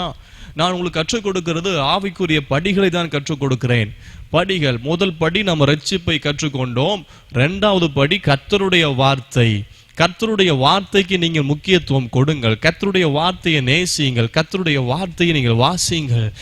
சங்கீதம் 119, 99, 97 கூட பார்க்கிறோம், உடைய சாட்சிகள் என கற்பனையா இருக்கிறபடியினால் நான் அதை தியானிக்கிறேன். அதனால் என்னை போதிக்கிறவர்களை பார்க்கலும் நான் ரொம்ப அறிவுள்ளவனா இருக்கிறேன். முதியோர்களை பார்க்கலும் நான் ஞானம் உள்ளவனா இருக்கிறேன். வசனத்தை வாசிக்கிறதுனால முதியோர்களை பார்க்கலும் ஞானவானா இருக்கிறாங்களாம். அப்போ வசனத்துக்கு அதிகமாய் முக்கியத்துவம் கொடுப்போம். நமக்கு ஏற்ற வார்த்தைகளை கர்த்தர் இங்கிருந்து பேசுவார். நாம் ஏன் அங்கங்கே தீர்க்க தரிசனம் என்று சொல்லி அலைந்து கொண்டிருக்க வேண்டும்? அனைத்து தீர்க்க தரிசனங்களும் வேதகத்தில் எழுதப்பட்டிருக்கிற, இதற்கு மிஞ்சின ஒரு தீர்க்க தரிசனமும் இல்லை. தேவனுடைய வார்த்தை ஜீவன் உள்ளது, அவர் உயிர்ப்பிக்கக்கூடியது, குறைவற்றது, ஆத்துமாவை உயிர்ப்பிக்கக்கூடியதா இருக்கிறது. ஹல்லேலூயா. கர்த்தருடைய வார்த்தை அதன் புல்லுள்ள இடங்களில் மாடு மேய வேண்டும். ஆமென். புல்லுள்ள இடத்துல கொண்டு போய் விடுவாரு. திங்கிறது நம்ம வேலையா இருக்கணும். ஆமென். கர்த்தர் நல்லவர். தேவைக்கு ஏற்றார் போல், பசிக்கு ஏற்றார் போல் ஆடுகள் புல்களை மேய்ந்து கொள்ளும். இரண்டாவது பகுதி. மூன்றாவது அதே வசனத்தில், அமர்ந்த தண்ணீர்கள் அண்டையில் என்னை கொண்டு போய் விடுகிறார். அந்த ஆடுடைய மூணாவது படி அமர்ந்த தண்ணீர் அண்டை. இந்த அமர்ந்த தண்ணீர் அண்டை குறித்து பார்க்கும்போது, வசனத்தை ஏற்றுக்கொண்டால் மாத்திரம் போதாது. இத்தனை வருஷம் சபைக்கு வந்து வசனத்தை ஏற்றுக்கிறீங்க, நல்லதுதான். பைபிள் சுமக்கிறீங்க, நல்லதுதான். பலமுறை வாசித்திருக்கிறீங்க, நல்லதுதான். கர்த்தரை மேய்ப்பராய் ஏற்றுக்கொண்டிருக்கிறீங்க, நல்லதுதான். அமர்ந்த தண்ணீரண்டைக்குள் இன்னும் ஆடு வரலையே. உண்மையாய் ஆண்டவர் இயேசு கிறிஸ்துவை மேய்ப்பராய் ஏற்றுக்கொண்டு ஆடாய் இருப்பீர்கள் என்று சொன்னால், அமர்ந்த தண்ணீர் என்று சொல்லப்படும் போது ஞானஸ்தானத்துக்கு ஒப்புணையாய் குறிக்கப்பட்டிருக்கிறது. மெய்ப்பனாய் ஏற்றுக்கொண்ட ஒவ்வொரு ஆடும் அமர்ந்த தண்ணீர் அண்டைக்கு கண்டிப்பாய் போய்த்தான் ஆக வேண்டும். ஆனால் இன்றைக்கு அமர்ந்த தண்ணீர் அண்டைக்கு பல ஆடுகள் வருகிறது. ஆனால் தண்ணீரை பயன்படுத்திக் கொள்ள இன்றைக்கு அநேக ஆடுகளுக்கு முடியவில்லை. தண்ணீர் இருக்கிறதை ஏன் தடை செய்ய வேண்டும்? ஜலத்தினாலும் ஆவினாலும் பெறாவிட்டால் தேவனுடைய ராஜ்யத்துக்குள் பிரவேசிக்க முடியாது என்று சொல்லி பார்க்கிறோம். ஞானஸ்தானம் பெற்றுக்கொள்ள வேண்டும். கர்த்தரோடு கூட பண்ணுகிற உடன்படிக்கை, பாவத்துக்கு செத்து நீதிக்கு பிழைக்கிற அனுபவம் தான் ஞானஸ்நானம். கர்த்தரோடு கூட பண்ணுகிற உடன்படிக்கைக்கு நீங்கள் ஆயத்தப்படுங்கள். அமர்ந்த தண்ணீரண்டைக்கு ஒரு ஆடு போனால் தான் கர்த்தருடைய வீட்டில் நீடித்த நாட்களாய் நிலைத்திருக்க முடியும் என்பதை இந்த சங்கீதத்திலிருந்து பார்க்கிறோம். பிதா, குமாரன், பரிசுத்தாவி நாமத்தில் நாம் மூழ்கி ஞானஸ்நானம் பெற்றுக்கொள்ள வேண்டும். ஆமையா, அம்மா, இது ஆண்டவர் இயேசு கிறிஸ்து சொன்ன பிரதானமான கட்டளை, கிரேட் கமிஷன் அவர் சீசர்களுக்கு கொடுத்தார். ஆண்டவர் இயேசு கிறிஸ்து நமக்கு முன்மாதிரியாக அவர் ஞானஸ்நானத்தை பெற்றுக்கொண்டார். ஆம், ஞானஸ்நானம் என்பது இது ஒரு சடங்காச்சாரம் அல்ல. தேவனோடு கூட பண்ணுகிற ஒரு உடன்படிக்கை, அடக்கத்துக்கு ஒப்பனையாய் போடப்படுகிறது. இயேசுவோடு கூட அடக்கம் பண்ணப்பட்டு அவரோடு கூட உயிர்த்தெழுதல் இது காண்பிக்கிறது. ஆகவே மூன்றாவது படி என்ன தெரியுமா? ஞானஸ்நானத்துக்கு ஒப்பனையாய் போக வேண்டும். ஒருவேளை இன்றைக்கு நம்முடைய மரணமோ கர்த்தருடைய வருகை இருக்கும் என்று சொன்னால் நாம் எங்கே போவோம்? ஜலத்தினால் நாம் பெறாவிட்டால் பரலோக ராஜ்யத்தில் நாம் பிரவேசிக்க முடியாதே. கொஞ்சம் யோசித்து பார்ப்போம். இத்தனை நாட்களை வசனம் கேட்டோம், ஆசீர்வாதங்களை பெற்றோம், ஜெபித்தோம். இந்த சத்தியத்திற்கு கட்டுப்படுங்கள், சத்தியத்துக்கு கட்டுப்படுங்கள், சத்தியத்துக்கு கட்டுப்படுங்கள். செவியை சாய்த்து இந்த சத்தியத்துக்கு கட்டுப்படுங்கள். வணங்காக்களத்துள்ள ஜனங்களைப் போல மாற வேண்டாம். ஞானஸ்நானத்தை பெற்றுக்கொள்ளும்படி கர்த்தர் எச்சரிக்கிறார். ஞானஸ்நானம் பெற்றுக்கொள்ளாத பாவியே, ஞானஸ்நானம் பெற்றுக்கொள்ளும்படி கர்த்தர் உன்னை எச்சரிக்கிறார். ஞானஸ்தானத்தை பெற்றுக்கொள்ளுங்கள், ஞானஸ்தானத்தை பெற்றுக்கொள்ளுங்கள். வேதம் சொல்லாத ஞானஸ்தானத்தை குறித்து நீங்கள் அதில் விழுந்து கிடந்து, அது அல்ல. சத்தியம் எதை போதிக்கிறதோ, வேதம் எதை போதிக்கிறதோ அதன்படி நாம் கர்த்தருக்கு வாழ வேண்டும் என்று சொல்லி கர்த்தர் விரும்புகிறார். ஒரு ஆடு மெய்ப்பனை ஏற்றுக்கொள்ள வேண்டும், வசனத்தை உட்கொள்ள வேண்டும். மூன்றாவது, வசனத்தை உட்கொண்டதுக்கு அப்புறம் ஞானஸ்நானம், அமர்ந்த தண்ணீர் எண்ணெய், ஞான ஸ்நானம் என்று சொல்லப்படும் போது, ஸ்நானம் என்றால் குளித்தல் என்ற அர்த்தம். பேப்டிசோ ஞானம், ஞானம் வந்ததுக்கு அப்புறம் எடுக்கிற ஸ்நானம். அதைத்தான் வேதாகமம் குழந்தை ஞானஸ்நானத்தை குறித்து எதுவும் பேசவில்லை. ஞானம், தெளிவான ஒரு ஞானம், நன்மை தீமை என்னதென்று சொல்லி அறிவதுதான் ஞானம். எது சரி எது உண்மை என்கிற உணர்வதுதான் ஞானம். இப்படிப்பட்ட ஞானம் வந்ததுக்கு அப்புறம் எடுக்கிறது தான் ஞான ஸ்நானம். நான் கர்த்தரை சொந்த ரட்சகராய் ஏற்றுக்கொண்டிருக்கிறேன், அவர் எனக்காக மரித்தார், எனக்காக உயிர்த்தார், இன்றைக்கும் ஜீவிக்கிறார், எனக்காக ஒரு ஸ்தலத்தை ஆயத்த பண்ணுகிறார், அவர் மீண்டும் திரும்ப வருவார் என்று விசுவாசித்து நான் கர்த்தருக்காக வாழ்வேன் என்கிற வைராக்கியத்தோடு தண்ணீரில் மூழ்கி வெளியே எழும்போது தான் ஞான ஸ்நானம். உள்ளான ஒரு மாற்றத்தை வெளியாக நாம் காண்பிப்பதுதான் ஞானஸ்நானம். பலருக்குள் சந்தேகம் இருக்கு, what is mean by baptism? ஞானஸ்நானம் என்றால் என்ன? Inward changing and outward demonstration is baptism. உள்ளான மாற்றமும் வெளியாய் காண்பிக்கிறதும் தான் ஞானஸ்நானம் என்பது என்னுடைய அர்த்தம். ஆண்டுடைய நாமத்துக்கு மகிமை உண்டாகட்டும். தண்ணி இருக்கிறது ஏன் தடை? அன்றைக்கு அந்த மந்திரி ஞானஸ்நானம் பெற்றுக்கொண்டார். கர்த்தருடைய வசனத்தை வாசிக்கும் போது கேட்கும் போது தண்ணீர் இருக்குது, நான் ஏன் தடை பண்ணணும்? தண்ணீர் இருக்கிறது ஏன் தடை பண்ண வேண்டும்? ஒருவேளை லாக்டவுன் இருக்கலாம், ஆனால் ஞானஸ்நானம் கொடுக்க அநேக போதல் ஆயத்தமா இருக்கிறாங்க. இன்னைக்கும் தண்ணீர் இருக்கிறது, ஆனால் நீங்கள் தடை பண்ண வேண்டாம், இன்னும் காத்திருக்க வேண்டாம். காலம் சமீபமா இருக்கிறது. சீக்கிரம் இயேசு வரப்போகிறார். மரணம் எப்போ வேணா சந்திக்கலாம், இயேசு எப்போ வேணாலும் வரலாம். அதுக்கு முன்பதாக இந்த காலத்தை பயன்படுத்திக் கொள்ளுங்கள். அடுத்ததாக வசனம் 5ஆம் வசனம், என் சத்துரு முன்பதாக எனக்கு ஒரு பந்தி ஆயத்தப்படுத்தி என் தலை எண்ணெயால் அபிஷேகம் பண்ணி. இங்கே 2 காரியம் பார்க்கிறோம். என் தலை எண்ணெயால் அபிஷேகம் பண்ணுகிறீர், spirit of anointing, the baptism of spirit baptism, ஒரு ஆவியின் ஞான ஸ்நானம். பரிசுத்த ஆவியானவரை குறித்து இங்க பார்க்கிறோம். ஒருவன் ஆவினாலும் பெறணும் அப்படின்னு சொல்லி பார்க்கிறோம். பரிசுத்த ஆவியின் அபிஷேகம் தேவை. வாஞ்சிங்க, காத்திருங்க. இந்த உலகத்தில் வாழ்வதற்கு பரிசுத்த ஆவியின் பலன் தேவை, சாட்சியாய் வாழ. அதே வாசனத்தில் பார்க்கிறோம், என் சத்துரு முன்பதாக எனக்கு ஒரு பந்தி. நமக்கு ஒரு பந்தி, கல்யாண விருந்தவர்னு சொல்லப்பட்டு அவருடைய வருகை குறித்து ஒரு பெரிய பந்தி. அதுக்கு முன்பதாக இந்த உலகத்தில் சகல ஜனங்களுக்கு முன்பதாக உருவாக்கி வைத்திருக்கிற இந்த பந்தி என்ன தெரியுமா? ஆண்டவர் நமக்காக அடிக்கப்பட்டார், ரத்தம் சிந்தினார். அவருடைய சரீரத்தையும் அவருடைய இரத்தத்தையும் நாம் பானம் பண்ணுகிற ஒரு பந்தி இருக்கு பாருங்க. இதுதான். இப்படிப்பட்ட சில படிகள் இருக்கிறது. இந்த படிகளுக்குள் சென்றால்தான் கர்த்தருடைய வீட்டில் நீடித்த நாட்களாய் நிலைத்திருக்க முடியும்.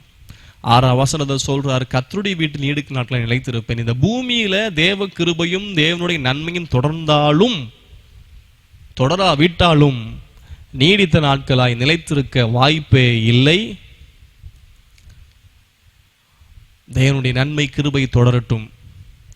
தேவனுடைய நன்மை கிருபை ஒரு மனிதனை தொடரும் போது அந்த மனிதன் கர்த்தருடைய வீட்டில் நீடித்த நாட்களாய் நித்திய காலமாய் வாழ முடியும். அப்போ நித்திய காலமாய் இந்த வீட்டில் வாழ்வதற்கு என்ன பண்ண வேண்டும்? முதலாவது ரட்சிப்பு, ஆண்டவர் இயேசு கிறிஸ்துவை சொந்த ரட்சகராய் மேய்ப்பராய் ஏற்றுக்கொள்ள வேண்டும். 2வது புல், ஆண்டுடைய வசனங்களை தியானம் பண்ணணும், உட்கொள்ளணும், ஏற்றுக்கொள்ளணும், விசுவாசிக்கணும். 3வதாக அமர்ந்த தண்ணீர் அண்டை ஞான ஸ்நானம்.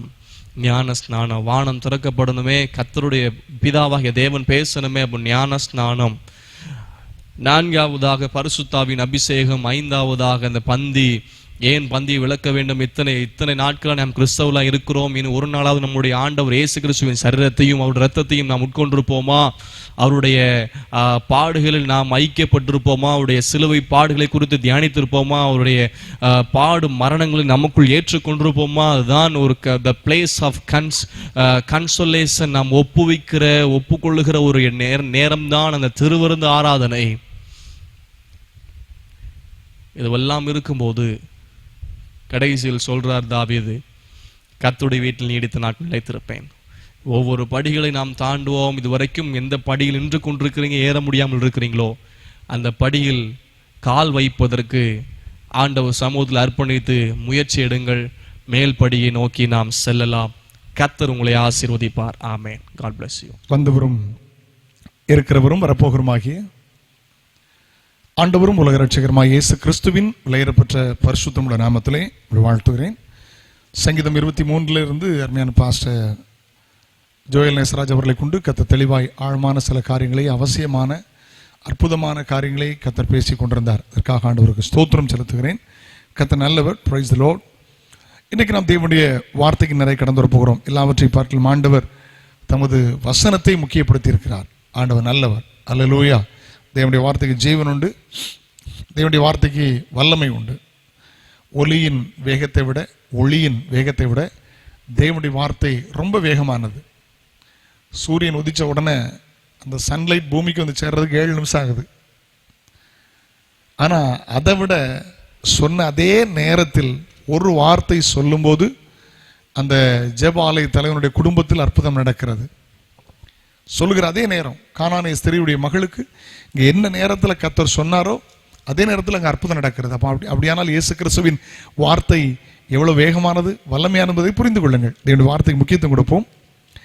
கொரிந்தியருக்கு எழுதின முதலாவது நிருபம் 7ஆம் அதிகாரம் அதனுடைய 8வது வசனம். 1 Corinthians chapter 7 verse 32. 7ஆம் அதிகாரம் 32வது வசனம் நான் வாசிக்கிறேன், கவனிங்கள். அதில் 35 வரைக்கும் வாசிக்க விரும்புகிறேன். கவனமாக கேளுங்க. வீடு தானே அப்படின்னு நினச்சிட வேண்டாம். ஒரு ஆஃபீஸ் தானே, நான் இருக்கிற டியூட்டி பிளேஸ் தான் நினைக்க வேண்டாம். பயபக்தியோடு கையில் பேன் எடுத்துக்கிடுங்க, நோட் எடுத்துக்கிடுங்க, பைபிள் எடுத்துக்கிடுங்க. தேவனுடைய வார்த்தை முக்கியத்துவம் கொடுங்கள். கர்த்தர் உங்களை ஆசீர்வதிப்பார். நீங்கள் கவலையற்றவர்களாக இருக்க விரும்புகிறேன். விவாகம் இல்லாதவன் கர்த்தருக்கு எப்படி பிரியமா இருக்கலாம் என்று கர்த்தருக்குரியவைகளை கவலைப்படுகிறான். விவாகம் பண்ணினவன் தன் மனைவியை எப்படி பிரியப்படுத்தலாம் என்று உலக காரியங்களுக்காக கவலைப்படுகிறான். அதுபோல மனைவியானவளுக்கும் கன்னிகளுக்கும் வித்தியாசம் உண்டு. விவாகமாகாதவள் சரீரத்திலும் ஆத்துமாவிலும் பரிசுத்தமாக இருக்கும்படி கர்த்தருக்குரியவைகளுக்காக கவலைப்படுகிறாள். விவாகம் பண்ணினவள் தன் புருஷனுக்கு எப்படி பிரியமாக இருக்கலாம் என்று உலகத்துக்குரியவைகளுக்காக கவலைப்படுகிறாள். இதை நான் உங்களை கண்களில் அகப்பட வேண்டும் என்று சொல்லாமல், கண்ணியில் அகப்பட வேண்டும் என்று சொல்லாமல், உங்களுக்கு தகுதியாயிருக்கும் என்றும் நீங்கள் கவலை இல்லாமல் கர்த்தரை பற்றி கொண்டிருக்க வேண்டும். உங்கள் சுய பிரயோஜனத்திற்காகவே சொல்கிறேன். நீங்கள் கவலை இல்லாமல் கர்த்தரை பற்றி கொண்டிருக்க வேண்டும் என்றும் உங்கள் சுய பிரயோஜனத்திற்காக சொல்லுகிறேன். இன்னைக்கு ஆண்டுடைய வார்த்தை நமக்கு நேராய் வருகிறது. கவலைப்படாதீர்கள். நீங்க கேட்கலாம், பாஸ்டர் யார் கவலைப்படாமல் இருப்பா? மார்ச்சில் ஆரம்பிச்சது, லாக்டவுன் நீண்டிட்டே போகுது.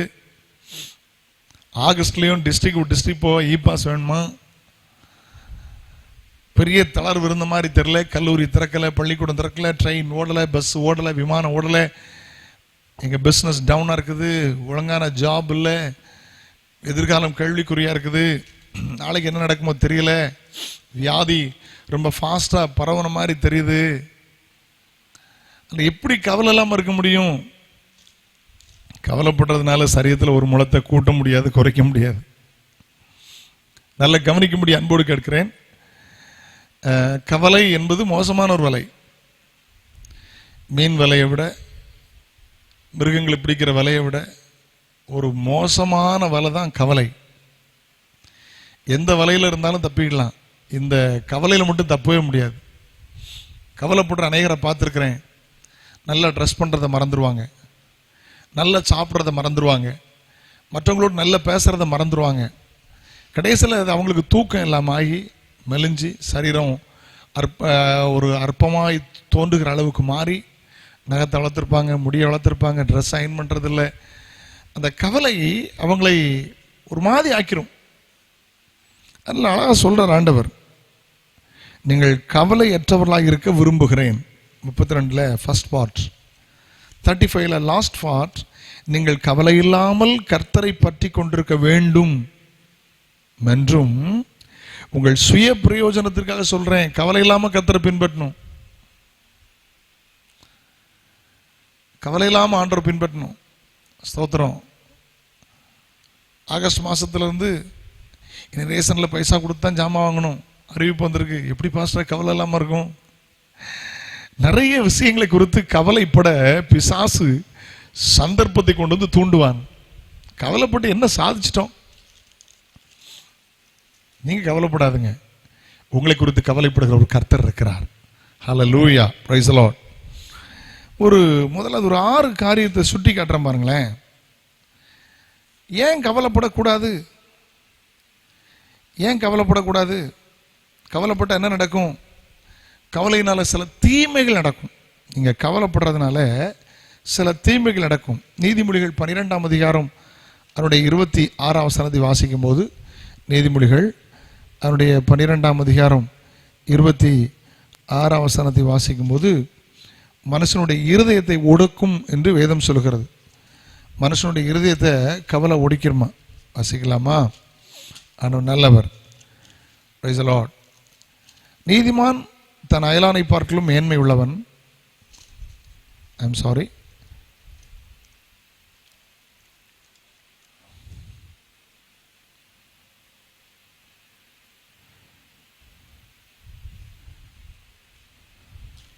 இருபத்தி 5வது வசனம், மனுஷனுடைய இருதயத்தில் உள்ள கவலை அவனை ஒடுக்கும்.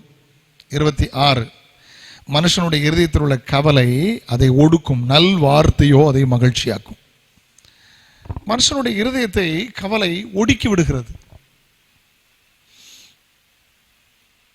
மனுஷனுடைய இருதயத்தில் உள்ள கவலை அதை ஒடுக்கும். இருதயத்தில் உள்ள கவலை ஒடுக்கிக்கிட்டே இருக்கும். நான் முதல்ல சொன்ன பார்த்தீங்களா, நல்லா சாப்பிட மாட்டாங்க, நல்லா ட்ரெஸ் பண்ண மாட்டாங்க, 4 விட்டு பழக மாட்டாங்க, ஒரு இடத்துக்கு போக மாட்டாங்க.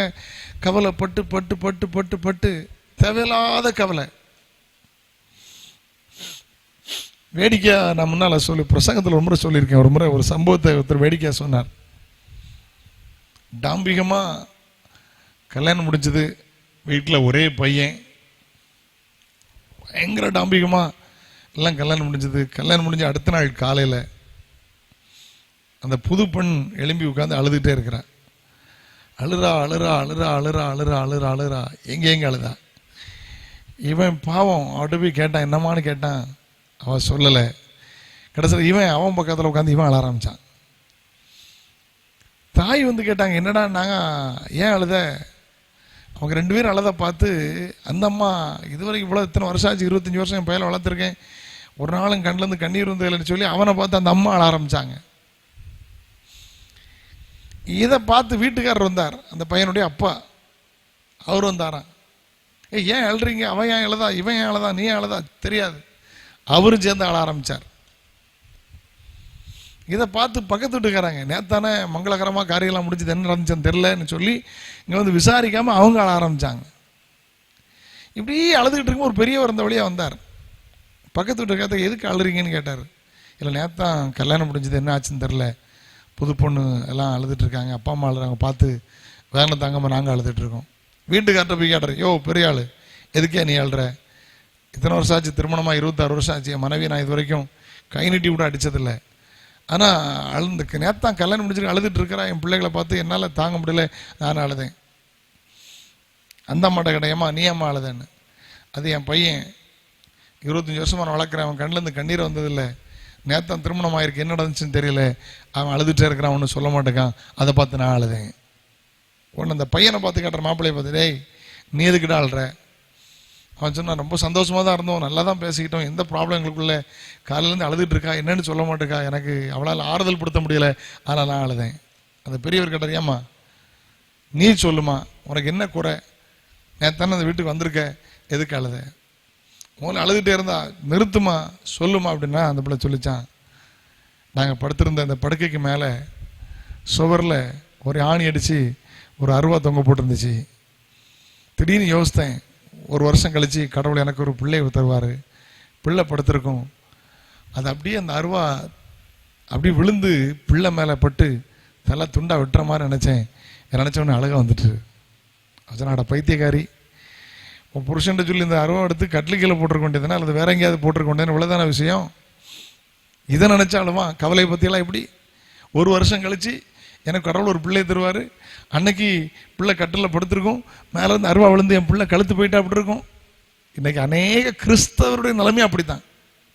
ஒரே கவலை, நாளைக்கு அது இப்படி என்ன சாப்பிட போகிறேன், என்ன ட்ரெஸ் பண்ண போகிறேன், என்ன சாரி போகிறோம், ஒன்றையும் குறித்து கவலைப்பட வேண்டிய அவசியம் இல்லை. பரலோகத்துக்கு போகிறதுக்கு வழியை பாருங்கள். இந்த உலகத்தில் நம்ம சிருஷ்டித்த கர்த்தர் தேவைகளை சந்திப்பார், எல்லா காரியத்தையும் அவர் பொறுப்படுத்திக் கொள்வார். வீண் கவலையை விடுங்க. நீங்கள் கவலையற்றவர்களாக இராமல் கர்த்தரை பின்பற்ற வேண்டும் என்று வேதம் சொல்கிறது. உலக காரியத்துக்காக புருஷன் இப்படி பிரியப்படுத்துறது மனைவி கவலைப்படுறாளாம், மனைவி பிரியப்படுத்துறது இப்படி புருஷன் கவலைப்படுறானா, ஒவ்வொருத்தராக கவலைப்பட்டுட்டே இருக்கிறாங்க. கவலை கவலை கவலை கவலை கவலை மனுஷனுடைய இருதயத்தை ஒடுக்கும். மத்தேயு 13ஆம் அதிகாரம் அதனுடைய 22ஆம் வசனத்தை வாசிக்கும் போது, Matthew chapter 13 verse 22, 13:22 வாசிக்கும் போது, ஆண்டவர் நல்லவர். வாசிக்கிறேன், கவனிங்கள். முள்ளுள்ளடங்களில் விதைக்கப்பட்டவன் வசனத்தை கேட்கிறவனாய் இருந்தும் உலக கவலையும் ஐஸ்வர்யத்தின் மயக்கமும் வசனத்தை நெருக்கி போடுகிறதுனால் அவனும் பலனற்று போவான். நல்ல வசனத்தை கேட்பாங்க, சர்ச்சில் வந்து வசனத்தை கேட்பாங்க, டிவி மூலமாக வசனத்தை கேட்பாங்க, சோசியல் மீடியா மூலமாக வசனத்தை கேட்பாங்க. தேவனுடைய வார்த்தை கேட்கும்போது அது வளர முடியாமல் இந்த கவலை வசனத்தை நெருக்கி போடுகிறது. எப்படி வசனத்தினுடைய வாழ முடியும், எப்படி வசனத்தின் ஆசீர்வாதத்தை பெற்றுக்கொள்ள முடியும்? கவலை அந்த வசனத்தினால் வருகிற ஆசீர்வாதத்தை பெற்றுக்கொள்ள முடியாமல் நெருக்குகிறது. போட்டிருக்கு பார்த்தீங்களா?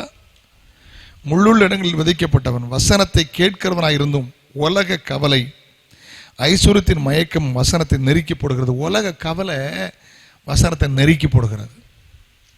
தோத்திரம் பார்த்தீங்களா? ஏன் கவலைப்படக்கூடாது? முதல்ல சொன்னேன், அது இருதயத்தை ஒடுக்கும். ரெண்டாவது, வசனத்தை நெருக்கி போடுகிறது. வசனம் வளர்ந்து கனி கொடுக்க முடியாது, வசனத்தின் ஆழத்துக்குள் போக முடியாது, வசனத்தின் ஆசீர்வாதத்துக்குள் போக முடியாது, வசனத்தின் வாக்குத்தத்தங்களை அனுபவிக்க முடியாது. அது வளர்ச்சி பலன் இல்லாமல் போக அது நெருக்குகிறது. இதுதான் கவலையின் தீமை. மூன்றாவது, மார்க்கு 4ஆம் அதிகாரம் 38ஆம் வசனம். மார்க் எழுதின சுவிசேஷம் 4ஆம் அதிகாரம் 38ஆம் வசனத்தை வாசிக்கும் போது, ஆண்டவருக்கு தோத்திரம், கப்பலின் பின்னணியத்தில் அவர் தலையணை வைத்து நித்திரையாயிருந்தார். அவர்கள் அவரை எழுப்பி, போதுகிறே, நாங்கள் மடிந்து போகிறது உமக்கு கவலை இல்லையா என்றார்கள். கவலை வரும்போது, ஏன்னா இவங்களுக்கு கவலை வந்துட்டாலும் அவரை பார்த்து கேட்குறாங்க, உமக்கு கவலை இல்லையான்னு. அப்படின்னு அர்த்தம் நாங்கள் கவலையாக இருக்கோன்னு அர்த்தம். கர்த்தருக்கு ஸ்தோத்திரம். அந்த கலிலேயா, கெனசரே, திபேரியா அந்த கடலில் நடந்த சம்பவம் இது. அப்போ என்ன வந்துச்சு? வாசிக்கணும் தெரியும். பயம் வரும், விசுவாசம் இல்லாமல் போகும். கவலை வந்தபோது ஏற்பட்ட காரியம் என்ன? பயம். ஏசுதான் இருக்காரா, அவர் எல்லாத்தையும் பார்த்துக்கிடுவாரா? அந்த அறிவு இல்லை, விசுவாசம் இல்லாமல் போய்விட்டு ஆண்டவர் பலமுறை சுட்டி காட்டும்போது சொல்கிறார், அற்ப விசுவாசி, ஓ லிட்டில் ஃபைத், அற்ப விசுவாசி என்று பல நேரம் இயேசு சுட்டி காட்டுகிறதை பார்க்க முடிகிறது. கர்த்தருக்கு ஸ்தோத்திரம். லிசன் டு மீ, கவனிக்க அன்போடு கேட்கிறேன். மூன்றாவது, கவலையினால் ஏற்படுகிற தீமை என்ன? பயம் வரும். பயம் வந்தா என்ன பாஸ்டர் நினைக்கிறீங்களா? வெளிப்படுத்தல் 21:8, பயப்படுறவர்கள் நரகத்துக்கு போவார்கள் வேதம் சொல்கிறது. பயம் வேதனை உள்ளது. அன்பிலே பயம் இல்லை, பூரண அன்பு பயத்தை புறம்பே தள்ளும். நாம் பயப்படுகிறதுக்கு அடிமைத்தனத்தின் ஆவியை பெறாமல் அப்பா பிதாவை என்று கூப்பிடுகிற புத்திர சுவிகாரத்தின் ஆவியை பெற்றுக்கிறோம். ஏன் உலகத்துக்கு பயப்படணும்? ஏன் பிசாசுக்கு பயப்படணும்? ஏன் வியாதிக்கு பயப்படணும்? அழைத்த கர்த்தர் அவர் நடத்துவார். சிலர்கிட்ட பேசியிருக்கும் போது சொன்னாங்க, ஒரு மரண பயம் வந்துட்டு பாஸ்டர். உண்மைதான், பிசாசு பயங்காட்ட பார்ப்பான். தைரியமா இருங்க, உலகத்தின் முடிவு பெறும் சகல நாட்களிலும் நான் உங்களோடு கூட இருக்கிறேன் என்று கர்த்தர் சொல்கிறார். ஹல்லேலூயா, ஆமென். பயப்படாதே, திகையாதே, கலங்காதே. ஏன் ஆண்டவர் மட்டும் பேசலையா? ஆண்டவருக்கு ஸ்தோத்திரம். 4 லூக்கா 10ஆம் அதிகாரம் 41ஆம் வசனம். அதில் வாசிக்கும் போது லூக்கா 10:41 இயேசு அவளுக்கு பிரயுத்தரமாக மார்த்தாளே மார்த்தாளே, அநேக காரியத்தை கொண்டு கவலைப்பட்டு கலங்குறாய், தேவையானது ஒன்றே. மரியாள் தன்னை விட்டு எடுபடாத நல்ல பங்கை தெரிந்து கொள்ளாள். மார்த்தாள் அநேக காரியத்துக்கு பற்றி கவலை பற்றி கலங்குகிறாள். மார்த்தாளே மார்த்தாளே, நீ அநேக காரியத்தை குறித்து கவலைப்பட்டு கலங்குகிறாய், தேவையானது ஒன்று, இயேசுவின் பாதத்தில் அமர்வது. மரியாள் தன்னை விட்டு எடுபடாத நல்ல பங்கை தெரிந்து கவலைப்பட்டு கலங்கினாள். கலக்கம் வரும், கவலைப்படுற நல்ல வரும் கலக்கம்.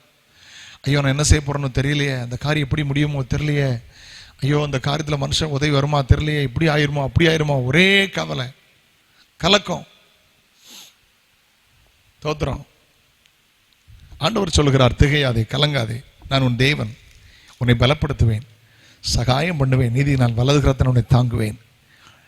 இந்த ஆகஸ்ட் மாதத்தில் அப்படி கர்த்தர் உங்களை நடத்துகிறத நீங்க பார்ப்பீங்க. ஹல்லேலூயா. கலக்கம் வரும், அதனால தான் கவலைக்கு இடம் கொடுக்கக்கூடாது. கர்த்தருக்கு ஸ்தோத்திரம். மனுஷனுடைய இருதயத்தை ஒடுக்கும் கவலை, வசனத்தை பயன்பெற விடாம வளர்ச்சி இல்லாம நெருக்குகிற கவலை, பயத்தையும் அவிசுவாசத்தை கொண்டு வருகிற கவலை, கலக்கத்தை உண்டாக்குற கவலை. லூக்கா 21:34 வாசிக்கும் போது, லூக்கா எழுதின சுவிசேஷம் 21ஆம் அதிகாரம் அதனுடைய 34, 21:34. லூக். ஆமென். உங்கள் இருதயங்கள் பெருந்துண்டினாலும் வெறியினாலும் லௌகிக கவலையினாலும் பாரமடையாத படிக்கும் நீங்கள் நினையாத நேரத்தில் அந்த நாள் உங்கள் மேல் வராதபடியும் எச்சரிக்கையாயிருங்கள். பாரம், பைபிளை வாசிக்கிறோம், வருத்தப்பட்டு பாரம் சுமக்கிறவர்களே நீங்கள் எல்லாரும் இடத்தில் வாருங்கள், நான் உங்களை இளைப்பாறுதலை தருவேன் என்று ஆண்டவர் சொல்லுகிறார். கர்த்தர் மேல் பாரத்தை வைத்து விடு, அவர் உன்னை ஆதரிப்பார், நீதிமானை ஒருபோதும் தள்ளாட விட மாட்டார். ஸ்தோத்திரம். நம்ம பாரத்தை அவர் சுமந்துட்டாரா, நான் ஏன் சுமக்கணும்? கவலைப்படுறதுனால என்ன வரும் தெரியுமா? பாரம். ஆண்டவருக்கு ஸ்தோத்திரம். வெறியினாலும் லௌகீக கவலைகளினாலும் பாரமடையாத படிக்கும். உலக பிரகாரமான கவலை பாரத்தை உண்டாக்கும். எப்போ பார்த்தாலும் ஜெபிக்க முடியல, பாரமாகவே இருக்கு. சிலர் சொல்றாங்க, வேதம் வாசிக்க முடியல பாஸ்டர், பாரமாகவே இருக்கு. சந்தோஷமா இருக்க முடியல, பாரமாகவே இருக்கு. ஏன்? கவலை. கர்த்தருக்கு ஸ்தோத்திரம். யோவான் 12ஆம் அதிகாரம் நான் எல்லா சுவிசேஷத்திலிருந்தும் அப்படி அங்கொண்டு இங்கொண்டுமாய் சொல்லி வருகிறேன். யோவான் 12ஆம் அதிகாரம் 6ஆம் வசனத்தை வாசிக்கும் போது 1லேருந்து 6 வரை வாசிக்கலாம். நான் 6ஆம் மட்டும் வசனம் வாசிங்க. John chapter 12:6, 12:6. நல்ல ஒரு காரியத்தை வாசிக்கிறோம். பொருளாசையை பற்றி போட்டிருக்கு, கவனிங்க. சோத்திரம். அவன் தரித்திரத்திற்கு குறித்து கவலைப்படாமல் இப்படி கவலைப்பட்டு இப்படி சொல்லாமல், அவன் திருடனாக இருந்தபடினாலும் பணப்பணியை வைத்துக்கொண்டு அதிலே போட்டதை சுமக்கிறவன் அப்படின்னாலும் இப்படி சொன்னான். இந்த தைலத்தை 300 பணத்துக்கு விட்டுருக்கலாமே, தரித்திரம் கொடுத்துருக்கலாமே. பயங்கர கவலை. பணத்தை 300 பணத்தை விற்று தரித்திரத்துக்கு கொடுத்துருக்கலாமான்னு கவலை. ஆனால் ஒரு கவலை இல்லாமல் 30 வெள்ளி காசுக்கு அப்பா ஏசுநாதரை வித்துட்டார் யூதாஸ். ஆனால் அந்த பணத்தை, ஐயோ தைலம் வீணாயிடுச்சே, அதை 300 வெள்ளி பணத்தை எடுத்து ஏழைகளுக்கு கொடுத்துருக்கலாமே. இதில் ஒரு காரியத்தை புரிஞ்சுக்கிட்டேன். பொருளாசையை திருடனா மாற்றுகிற பொருளாசையாய் மாற்றிவிடும் கவலை. ஏன் கொள்ளையடிக்கிறான், கவலைப்படுறான், சம்பாத்தியம் பண்ண முடியல, சீக்கிரம் வந்துடணும், குறுக்கோளியில் ஏன் லஞ்சம், நல்ல சம்பளம் இருக்கு, கை நிறைய சம்பளம் இருக்கு. ஐயா, கிறிஸ்தவங்களுக்கு நான் சொல்றேன், நீ உண்மையான கிறிஸ்தவன் இருந்தால் லஞ்சம் வாங்காத. பரிதானம் வாங்குறவுடைய கண்களை நதியின் காகங்கள் பிடுங்கி தின்னும். 5 பைசா லஞ்சம் வாங்காத. எத்தனை பேருக்கு வேலை இல்லை? கர்த்தருக்கு வேலை தந்திருக்கிறார். எங்க இருந்து என் செய்தியை பார்த்தாலும் சரி, நான் கிறிஸ்தவங்களுக்கு ஆணித்தரமா நான் பேசுறேன். நீ 5 பைசா லஞ்சம் வாங்குற ஆளா இருந்தா உனக்கு நான் ஒன்னு சொல்றேன், யூ ஆர் நாட் கிறிஸ்டியன். நீ கிறிஸ்தவன் அல்ல, நீ ஏமாற்றி கொண்டிருக்கிறாய். லஞ்சம் வாங்கி வச்ச போனாலும் ஒன்றும் உருப்படாது. அதில் ஒரு பைசா மிச்சம் எடுக்க முடியாது. அநியாயத்தின் திரவியங்கள் ஒன்றுக்கும் உதவாது. கோபாக்கி நாளில் ஐஸ்வர்யம் உதவாது, நீதியோ மரணத்துக்கு தப்புவிக்கும். அப்படித்தான் நீதிமொழிகளை வாசிக்கிறோம். கர்த்தருக்கு ஸ்தோத்திரம். பேசிட்டே போகலாம், நிறைய காரியங்களை பேசிட்டே போகலாம். சுருக்கமாக இந்த நாளில் பேசி அமர வேண்டும் என்று நான் விரும்புகிறேன். கர்த்தருக்கு ஸ்தோத்திரம். இப்போ கவலையை மேற்கொள்ளுகிறது எப்படி? கவலை பற்றி சொன்னேன். இருதயத்தை ஒடுக்கும், வசனத்தை நெருக்கி போடும், பயத்தை கொண்டு வரும், அவிசுவாசத்தை கொண்டு வரும், பாரத்தை உண்டாக்கும், கலக்கத்தை உண்டாக்கும், பொருளாசக்காரனா மாற்றி ஏசநாதரை விற்க வைக்கும், திருடனா மாற்றும். இதெல்லாம் கவலை. கர்த்தருக்கு ஸ்தோத்திரம். அல்லேலூயா. கவலைப்படுவாங்க. இந்த கவலை மேற்கொள்றது எப்படி? கவலைப்படாதவர்கள் வேதம் சொல்கிறது. கவலை இல்லாமல் கிறிஸ்துவை பின்பற்ற வேண்டும். நான் கவலை மேற்கொள்ள தெரியல சிலருக்கு. நான் எப்படி கவலை மேற்கொள்ள என்னால் முடியலையே. நிறைய பேர் சொல்லி பார்க்குறாங்க, ஆனால் என்னால் கவலையை மேற்கொள்ள முடியலையே. ஒரே கவலை நீ ஆளுகை செய்கிறதே. நம்பர் 1, மத்தேயு எழுதின சுவிசேஷம் 6ஆம் அதிகாரம் அதனுடைய 26, 28 வாசிக்கும் போது, மத்தேயு 6, 26, 28 வசனங்களை வாசிக்கும் போது, கர்த்தருக்கு ஸ்தோத்திரம், 6ஆம் அதிகாரம் 26, 28.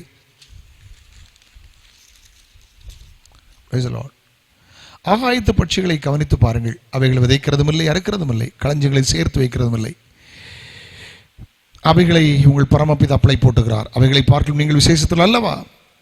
கவலைப்படுகிறதுனால உங்களில் எவன் தன் சரீர அளவோடு ஒரு முளத்தை கூட்டுவான்? உடைக்காகவும் நீங்கள் கவலைப்படுகிறது என்ன? காட்டு புஷ்பங்கள் எப்படி வளர்கிறது என்று கவனித்து பாருங்கள், அவைகள் உழைக்கிறதும் இல்லை, நூற்கிறதும் இல்லை. ஏனென்றால் சாலமன் முதலாய் சர்வ மகிமையிலும் அவைகளில் ஒன்றை போலாயிலும் உடுத்திருந்ததில்லை என்று உங்களுக்கு சொல்லுகிறேன். அழகா ஆண்டவர் பேசுறார். இந்த மவுண்ட் சர்மன் முடிச்ச அழகா அந்த மலைப்பிரசங்க முடிவில் வரும்போது தெளிவாய் கர்த்தர் பேசி கொண்டிருக்கிறார். நம்பர் 1, கவலை இல்லாமல் இருக்கணும்னா முதல்ல என்ன செய்யணும் தெரியுமா? கர்த்தருக்கு ஸ்தோத்திரம், தேவனுடைய சிருஷ்டிப்பை கவனித்து பார்க்க வேண்டும்.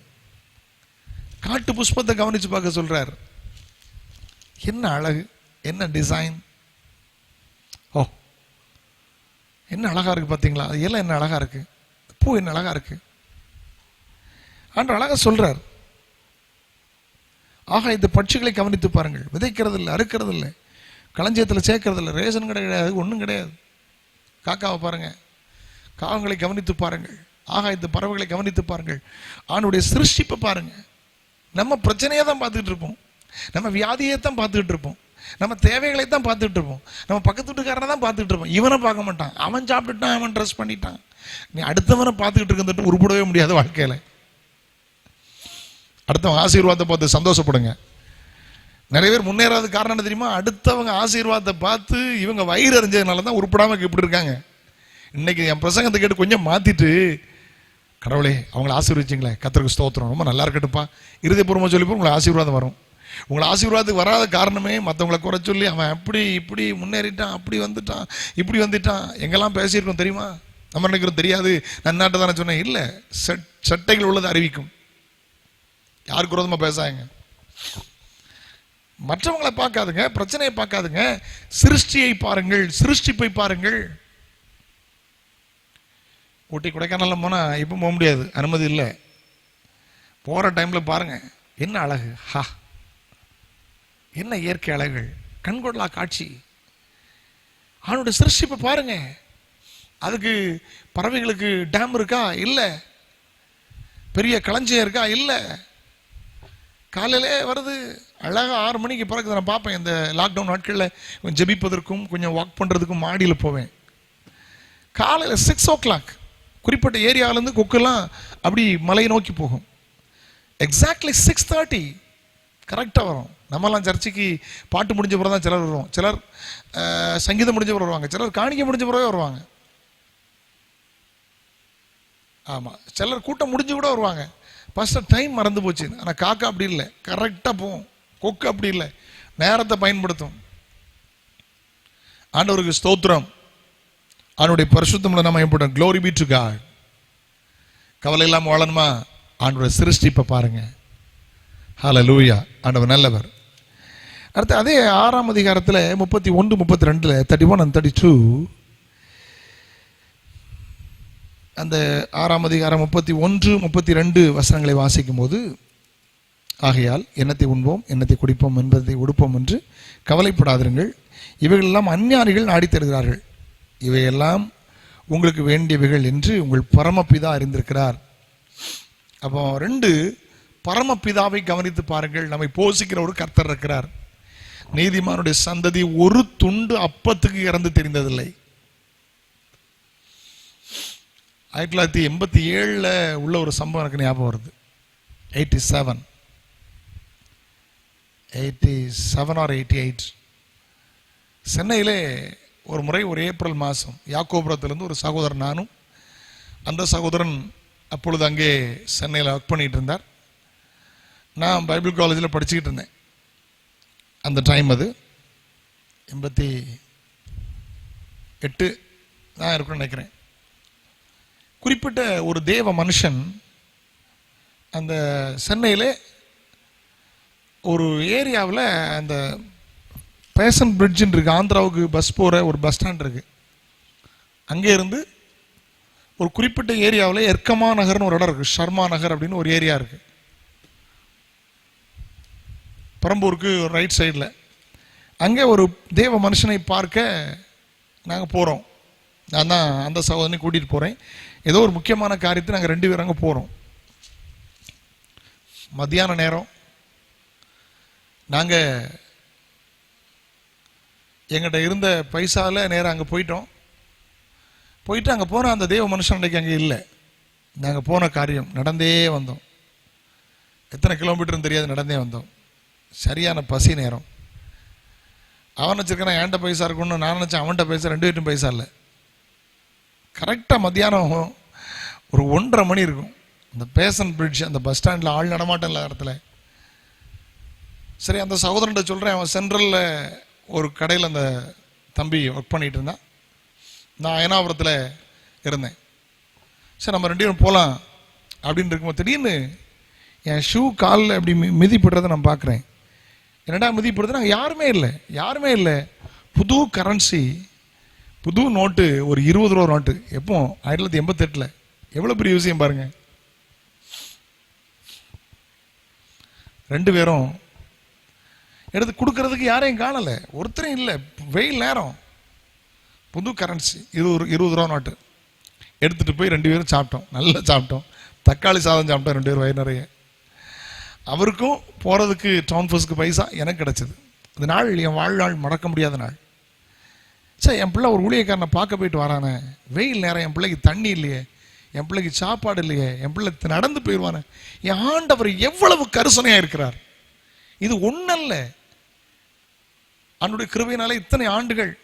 88 அன்னைக்கு பைபிள் காலேஜில் போய் ஜாயின் பண்ணோம். 90 பைபிள் காலேஜ் முடித்தேன். 90 மிடில் இருந்தே ஊழியங்கள் ஆரம்பிச்சாச்சு. இதுவரையிலும் கத்த நடத்துகிற விதங்களை நினைத்தால் ஆனந்த கண்ணீர் வடிமை வழிய வேற ஒன்று சொல்ல எனக்கு தெரியலை. நான் கவலைப்பட வேண்டிய அவசியம் இல்லை. என்னை குறித்து கவலைப்படுகிற ஒரு கர்த்தர் இருக்கிறார். Praise be the Lord. Hallelujah. ஆண்டவருடைய பரிசுத்தமுள்ள நாம மகிமைப்படட்டும். Glory be to God. 2வது, ஆண்டவர் நல்லவர். 2வது, அவரை கவனிச்சு பாருங்க, பரமபிதாவை கவனிச்சு பாருங்க. வேலைக்காரன் கண்கள் எஜமான்களின் கைகளை நோக்கி இருக்குமா போல, வேலைக்காரன் கண்கள் எஜமாட்டின் கையை நோக்கி இருக்குமா போல, நீர் எங்களுக்கு இரக்கம் செய்கிற வரையிலும் எங்களுடைய கண்கள் உண்மையே நோக்கி இருக்கும் என்று அவரை பரமபிதாவை நோக்கி பாருங்கள். மனுஷனை பார்த்து வெட்கப்பட்டது போதும், சொந்தக்காரனை பார்த்து சோர்ந்தது போதும், நண்பனை பார்த்து நனைஞ்சது போதும், உறவினரை பார்த்து உடைஞ்சது போதும், யாரையோ பார்த்து ஏமாந்தது போதும். நீங்கள் நானும் பார்க்க வேண்டிய ஒருவர் உண்டு. அவர் நமக்காக மரித்து அடக்கம் பண்ணப்பட்டு உயிர் தொழுது இன்றைக்கு உயிரோடு இருக்கிற இரட்சகராகிய இயேசு கிறிஸ்து.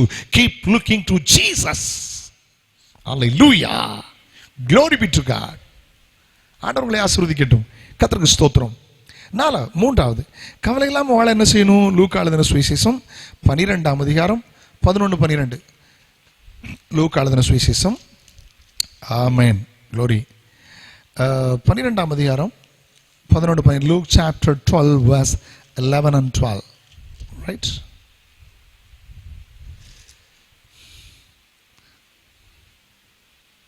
நீங்கள் பேச வேண்டியவைகளை பரிசுத்த ஆவியானவர் அந்நேரத்தில் உங்களுக்கு போதிப்பார் என்றார்.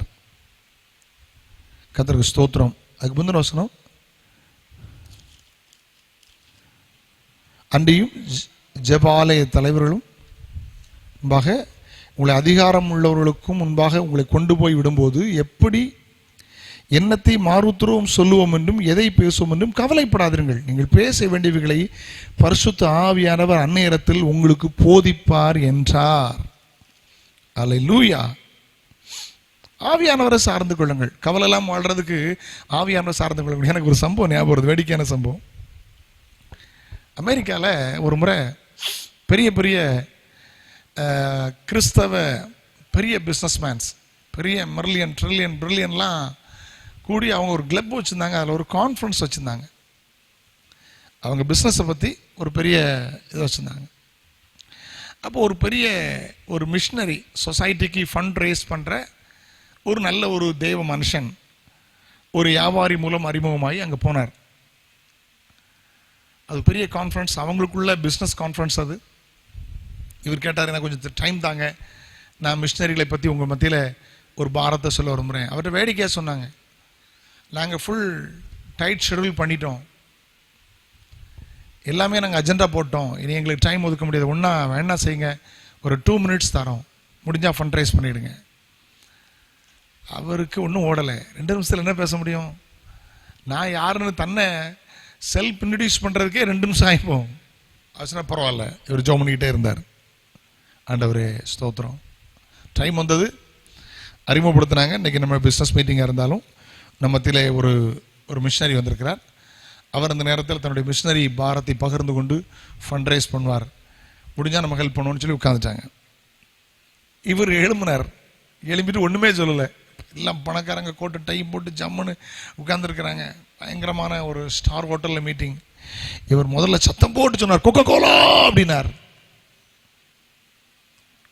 ஒரு செகண்ட் அமைதி. மறுபடியும் கொக்கோ கோலா அப்படின்னார். அமைதி.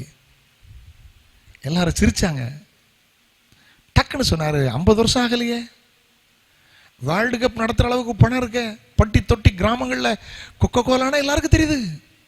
ஆனால் முழு உலகத்துக்கு ரட்சகராக இயேசு வெளிப்பட்டு 2000 வருஷம் ஆச்சு. நிறைய 75% உலகத்தில் இயேசு யாருன்னா தெரியலை. காரணம் என்ன தெரியுமா? பணம் இல்லை. அறிவிப்பதற்கு பணம் உங்ககிட்ட இருக்கு, கோடிகளை வச்சிருக்கீங்க. உங்ககிட்ட பணம் இருக்கிற வரலும் சுவிசேஷம் அறிவிக்க முடியாது. ஆனால் உங்கள்கிட்ட இருக்கிற பணம் கர்த்தருக்காக வெளியே வருமானால் மிஷனரிகளை தாங்கலாம், சப்போர்ட் பண்ணலாம். வாய்ப்புக்கு நன்றி, God bless you, thank you for opportunity அப்படின்னு உட்காந்துட்டார். அநேகர் சிந்திக்க ஆரம்பித்தாங்க. அன்றைக்கு ஏராளமான காணிக்கைகளை கொடுத்தாங்க, எழுதி கொடுத்தாங்க. கர்த்தர்கிட்ட பேசினார். நிறைய பணம் இருக்குது, உங்களுக்கு எந்த மிஷனரிக்கு அனுப்பணும், பில்டிங் கட்டி கொடுக்கணுமா, லேண்ட் வாங்கணுமா, நிறைய கொடுத்துருக்காங்க. ஆவியானவர் எப்படி பேசினார் பார்த்தீங்களா? அங்கே வசனத்தை எடுத்து பேசுறதுக்கோ நான் யார், ஐ கம் ஃப்ரம் அப்படிலாம் சொல்கிறதுக்கெலாம் டைம் கிடையாது. 2 வார்த்தை, கொக்கோ கோலா, முடிஞ்சு கதை. ஆவியானவரில் பேசுவார். நீங்கள் ஏன் கவலைப்படுறீங்க? ஆவியானவரை சார்ந்து கொள்ளுங்கள். கவலை இல்லாமல் வாழ்றதுக்கு பரிசுத்த ஆவியானவரை சார்ந்து கொள்ள வேண்டும். நல்ல ஆவியில் ஜெபம் பண்ணுங்க, ஆவியில் பாடுங்க, ஆவியில் ஆராதிங்க, ஆவியில் சிந்திங்க, ஆவியானுடைய நடத்தல் இருங்க. ஒரு ஸ்பிரிச்சுவல் கைடன்ஸ் இருக்கட்டும், ஆவிக்குரிய நடத்தல் இருக்கட்டும், ஆவியானவரை நடத்தல் இருக்கட்டும். கர்த்தருக்கு ஸ்தோத்திரம். ஓகே, பேசிட்டே போகலாம். அந்த லூக்கா 10:41 வாஸ்தவம்ல, கவலை இல்லாமல் இருக்கிறதுக்கு மார்த்தாளை அநேக காரியத்தை குறித்து கவலைப்பட்டு கலங்குறார். இயேசு அந்த வீட்டுக்கு போயிருந்தார், மார்த்தாள் மரியா லாசர் வீட்டில். இயேசு சொல்லும்போது அநேக காரியத்தை குறித்து கவலைப்பட்டு கலங்குகிறாய், ஆனால் மரியாள் நல்ல பங்கை தெரிந்து கொண்டாள். கவலை இல்லாமல் வாழ வேண்டுமானால் நல்ல பங்கை தெரிந்துடணும். நல்ல பங்கு என்ன தெரியுமா? ஏசநாதர் பாகத்தில் உட்கார்வது, ஜெபிப்பது, வேதம் வாசிப்பது, ஆராதிப்பது, உபவாசிப்பது, நல்ல பங்கு. அவரிடத்திலிருந்து கற்றுக்கொள்வது. ஃபாதர் பர்க்மன்சி அழகா பாடுவாங்க, என்னை விட்டு எடுபடாத நல்ல பங்கு நீர்தான் ஐயா, ஐயா நல்ல பங்கு நீர்தான் ஐயா, ஐயா நல்ல பங்கு நீர்தான் ஐயா, எப்படி நான் பாடுவே, என்ன சொல்லி நான் துதிப்பேன். நல்ல பங்கு இயேசுவின் பாதத்தில் உட்கார்வது. இன்னைக்கு நிறைய கம்ப்ளைண்ட்ஸ், சர்ச் இல்லை, பைபிள் ஸ்டடி இல்லை, ஆராதனை இல்லை, சண்டே கிளாஸ் மீட்டிங் இல்லை, யூத் மீட்டிங் இல்லை, ஃபேமிலி மீட்டிங் இல்லை, ஆல்நெட் ப்ரேயர் இல்லை, தனிஜபம் இல்லை, டிவியில் உட்காந்து சீரியலையும் வாரியலையும் விளக்குமாறையும் பார்த்து கெட்டு போனோம். சத்தியத்தை விட்டு விலகி இன்னைக்கு கட்டுக்கதைகளுக்கு சாய்ந்து போகும் காலம். வீடியோ கேம் விளையாடுறதுக்கு டைம் இருக்கு, நல்ல கதை பேசுறதுக்கு டைம் இருக்கு, சமைக்கிறதுக்கு டைம் இருக்கு, ஜாமான் வாங்குறதுக்கு டைம் இருக்கு, வேதம் வாசிக்க நேரம் இல்லை. சிலட்ட நீ கேட்டேன், எவ்வளோ நேரம் வாசிக்கிறீங்க வேதம்? ஒரு அதிகாரம். ஒரு 10 அதிகாரம் வாசிக்க முடியாதா? ஒரு 1 hour ஜெபம் பண்ண முடியாதா? தேவ சமூகத்தில் உட்கார முடியாதா? நல்ல பங்கு எது? உலகத்தில் இருக்கிறதெல்லாம் நல்ல பங்குல என்னை கண்ண முன்னும் ஒன்றும் கூட வராது.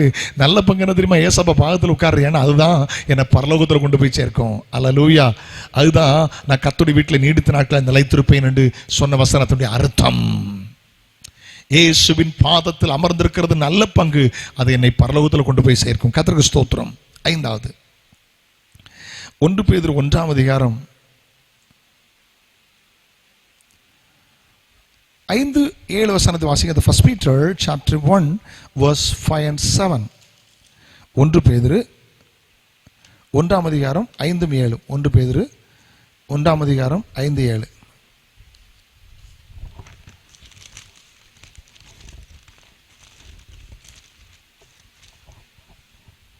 கடைசி காலத்தில் வெளிப்பட ஆயத்தமாய்ப்பட்டிருக்கிற ரட்சிப்புக்கு ஏதுவாக விசுவாசத்தை கொண்டு தேவனுடைய பலத்தினாலே காக்கப்பட்டிருக்கிற உங்களுக்கு அந்த சுதந்திரம் பரலோகத்தில் வைக்கப்பட்டிருக்கிறது. 7 அழிந்து போகிற பொன் அக்கினியாலே சோதிக்கப்படும். அதை பார்க்கலும் அதிக விலையேறப்பட்டதாக இருக்கிற உங்கள் விசுவாசம் சோதிக்கப்பட்டு இயேசு கிறிஸ்து வெளிப்படும் போது உங்களுக்கு கனத்தை மகிழ்ச்சியும் உண்டாக்கும். ஆண்டவருக்கு ஸ்தோத்திரம். 1 பேதுரு 1ஆம் அதிகாரத்தில் 5-7 வாசிக்கிறோம். ஆண்டவர் நல்லவர்.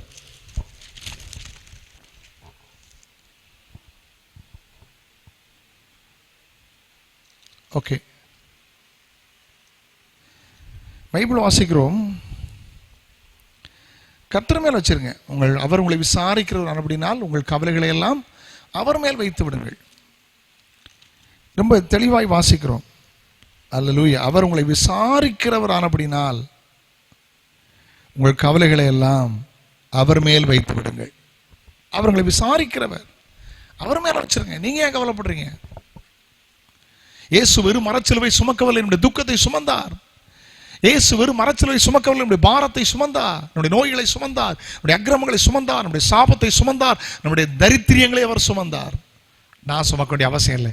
அவர் மேலே வச்சுட்டா போதும். ட்ரெயின் ஏறுற வரைக்கும் ஆட்டோ பிடிச்சி அப்படி இப்படி லக்கேஜ் தூக்கிட்டு போயிட்டப்பா, ஷொட்டிங்கில் தான் ரயில்வே ஸ்டேஷன் போய் சேர்றோம். ஆனால் ஏசி கோச்சில் உள்ளே போய் லக்கேஜ் போடுறேன், ஸோ ஐம் ஃப்ரீ. ஒரு பெருமூச்சு. இனி அது சுமக்கும்பா. ஏன்னா டிக்கெட் எடுத்துருக்குறோம், லக்கேஜ் நமக்கு ஓவர் லக்கேஜ்னு அதுக்கு டிக்கெட் எடுத்துருக்குறோம். ஒரு விமானம் போகும்போது, ஒரு பஸ்ஸில் போகும்போது என்னோட லக்கேஜ் சுமக்கலையா? என்ன மட்டுமா சுமக்குது? என் லக்கேஜ் சேர்த்தானே சுமக்குது. இது போல தான் கர்த்தர் மேலே வச்சிருங்க. ஆண்டவர் நீங்கள் பார்த்துக்கிடுங்கப்பா, அவர் பார்த்துக்கிடுவார், அவர் சுமப்பார். அவர் மேலே வச்சிருங்க. அவர் உங்களை விசாரிக்கிறவர். ஆனால் அப்படினால உங்கள் கவலைகள் எல்லாம் அவர் மேலே வச்சிருங்க. 6வது சங்கீதம் 119:92 வாசிக்கும் போது 119:92 வசனத்தை வாசிக்கும்போது அங்கே ஒரு சத்தியத்தை வாசிக்கிறோம். ஆண்டவருக்கு ஸ்தோத்திரம். Glory be to God.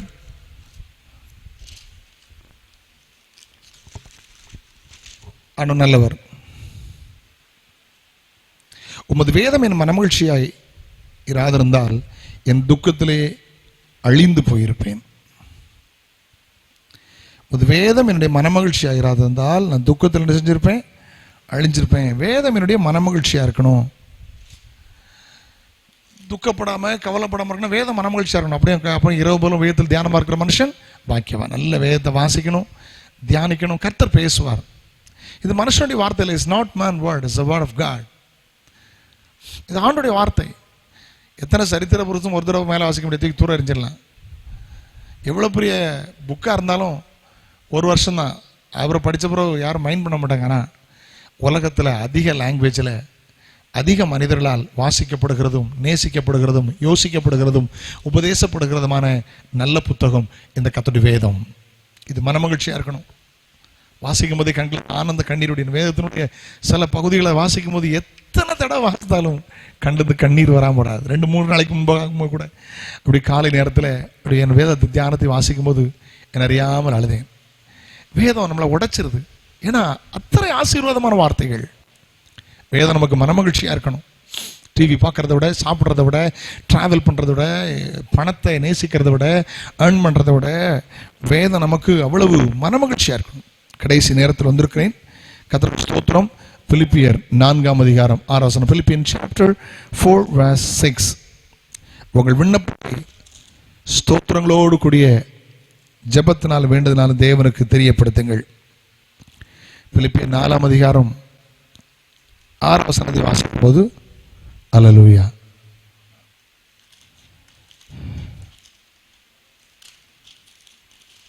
ஆண்டவர் நல்லவர்.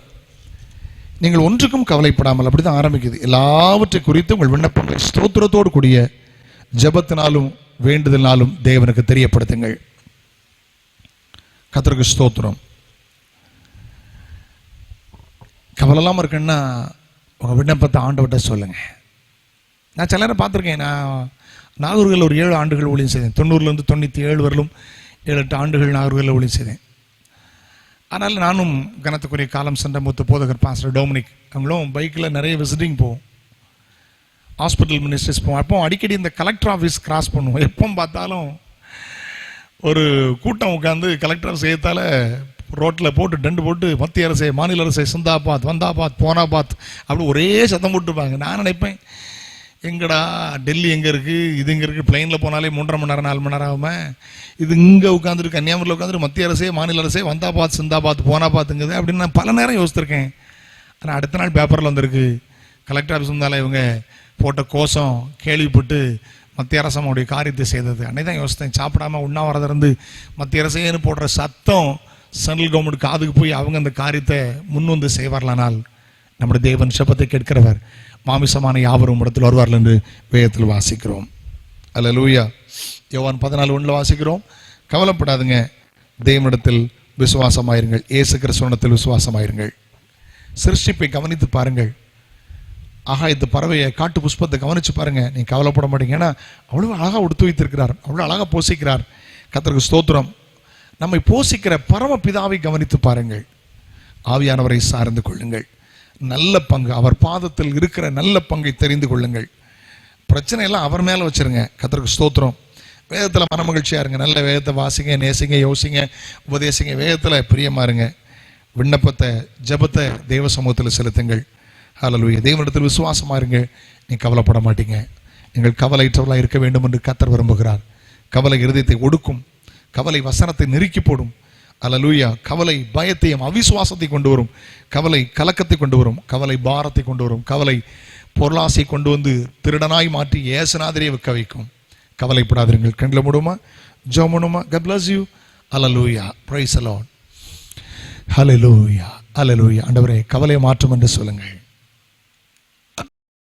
நீங்கள் கவலையோடு இப்போ தேவ சித்தம் அல்ல. ஒரு நாளும் பிள்ளைகள் கவலையோடு இருந்தால் பெற்றோர் சந்தோஷப்பட முடியாது. பிள்ளைகள் சிரிச்சுக்கிட்டு இருந்தால் அப்பா அம்மாவுக்கு சந்தோஷமாக இருக்கும். அப்பா சந்தோஷப்படணும். ஹல்லேலூயா, ஹல்லேலூயா.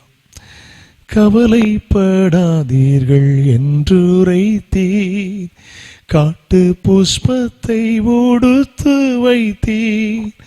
அல்லேலூயா, அல்லேலூயா.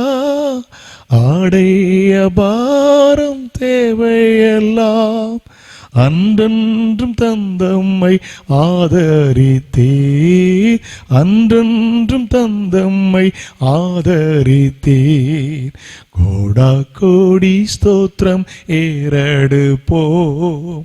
ராஜாதிராஜன் தேவாதி தேவன் இயேசு கிறிஸ்து உக்கே மகிமை. ராஜாதிராஜன் என் தேவாதி தேவன் இயேசு கிறிஸ்து உக்கே மகிமை. ஆண்டவரே, என்ன கவலை? பிள்ளைகளை குறித்தா, குடும்பத்தை குறித்தா, எதிர்காலத்தை குறித்தா? உங்கள் கவலை எல்லாம் ஏசப்பாட்ட வச்சிருங்க. உங்கள் கவலையை அவர் மாற்றப் போகிறார். வேண்டாம், எந்த காரியத்தை குறித்து கவலைப்பட்டீங்களோ அந்த காரியத்தை குறித்து மகிழ்கிற நாட்கள் வருகிறது. ஹல்லேலூயா, பிரைஸ் தி லார்ட். ஜெபம் பண்ணலாமா? வானத்திற்கும் பூமிக்கும் சர்வதிகாரம் உள்ள எங்கள் மகா பரிசுத்தமுள்ள பிதாவே, பரிசுத்த பிள்ளையாக இயேசு கிறிஸ்துவின் நாமத்தில் ஜெபிக்கிறோம். ஆண்டவரே, இந்த ஆகஸ்ட் மாதம் முதல் வாரத்தில் உம்மை ஆராதிக்க தந்த கிருபைக்காக நன்றி அப்பா. ஆண்டவரே, இருதயத்திற்கு எல்லா கவலைகளும் இயேசு கிறிஸ்துவின் நாமத்தில் வெளியேறும்படி ஜெபிக்கிறோம். நிறைய சத்தியங்களை கேட்டிருக்கிறாங்க. அந்த சத்தியத்தின்படி ஒரு கவலையற்ற வாழ்க்கை வாழ கர்த்தர் உதவி செய்யும்படி ஜெபிக்கிறோம். பிள்ளைகளை ஆசீர்வதியும். இந்த வாரத்தில் பிறந்த நாள், திருமண நாள் காண்கிற பிள்ளைகளை ஆசீர்வதிங்க. ஆண்டவரை பிரயாணம் பண்ற பிள்ளைகளை ஆசீர்வதிங்கப்பா. வேலை, வியாபாரம், தொழில் செய்கிற மக்களை நீர் ஆசீர்வதிப்பீராக. இந்த வாரத்தில் கர்த்தர் சுத்தமானால் ஆண்டவரே, சனிக்கிழமை ஆண்டவரே ஆலயங்களை திறந்து ஆராதிக்க வேண்டும் என்று இருக்கிறோம். காரியங்களை பொறுப்படுத்திக் கொள்ளும். வியாதிப்பட்ட மக்களை சுகமாக்கும். தேவைகளை சந்தியும். வெளிநாட்டில் தங்கி தாவரித்து பணியாற்றுகிற பிள்ளைகளை பாதுகாத்து பராமரித்து கர்த்தர் நீர் ஆசீர்வதிக்கும்படி ஜெபிக்கிறோம். கிருபையுள்ள கரத்தில் கொடுக்கிறோம். பெரிய காரியங்களை செய்யும். ஆசீர்வதியும். நிகழ்ச்சியை தூரத்திலிருந்து பார்க்கிற எல்லாரோட பூரண கிருபை இருக்கட்டும். மீட்பரும் இரட்சகருமான இயேசுவின் நாமத்தில் ஜெபம் கேளும் ஜீவனுள்ள பிதாவே, ஆமென். என்னோடு சேர்ந்து கைகூப்பி பயபக்தியா சொல்லுங்களின் ஆத்துமாவே கர்த்தரை ஸ்தோத்ரி, என் முழு உளமை பரிசுத்த நாமத்தை ஸ்தோத்ரி. என் ஆத்துமாவே கர்த்தரை ஸ்தோத்ரி, கர்த்தர் செய்த சகல உபகாரங்களை மறவாதே. ஆமென். நம்முடைய கர்த்தராகிய இயேசு கிறிஸ்துவின் கிருபையும் பிதாவாகிய தேவனுடைய அன்பும் பரிசுத்தாவின் ஐக்கியமும் சிநேகமும் காவலும் இப்போதும் கர்த்தர் இயேசு கிறிஸ்துவின் வருகை மட்டும் நாம் அனைவரோடும் கூட இருப்பதாக. ஆமென். ஜெயநந்த தேவனுக்கு கம்பீரம் ஒரு 3 அல்லேலூயா சொல்லாமா? ஹல்லேலூயா, ஹல்லேலூயா, ஹல்லேலூயா. God bless you. கர்த்தர் உங்களை ஆசீர்வதிப்பார். ஆமென். Praise the Lord.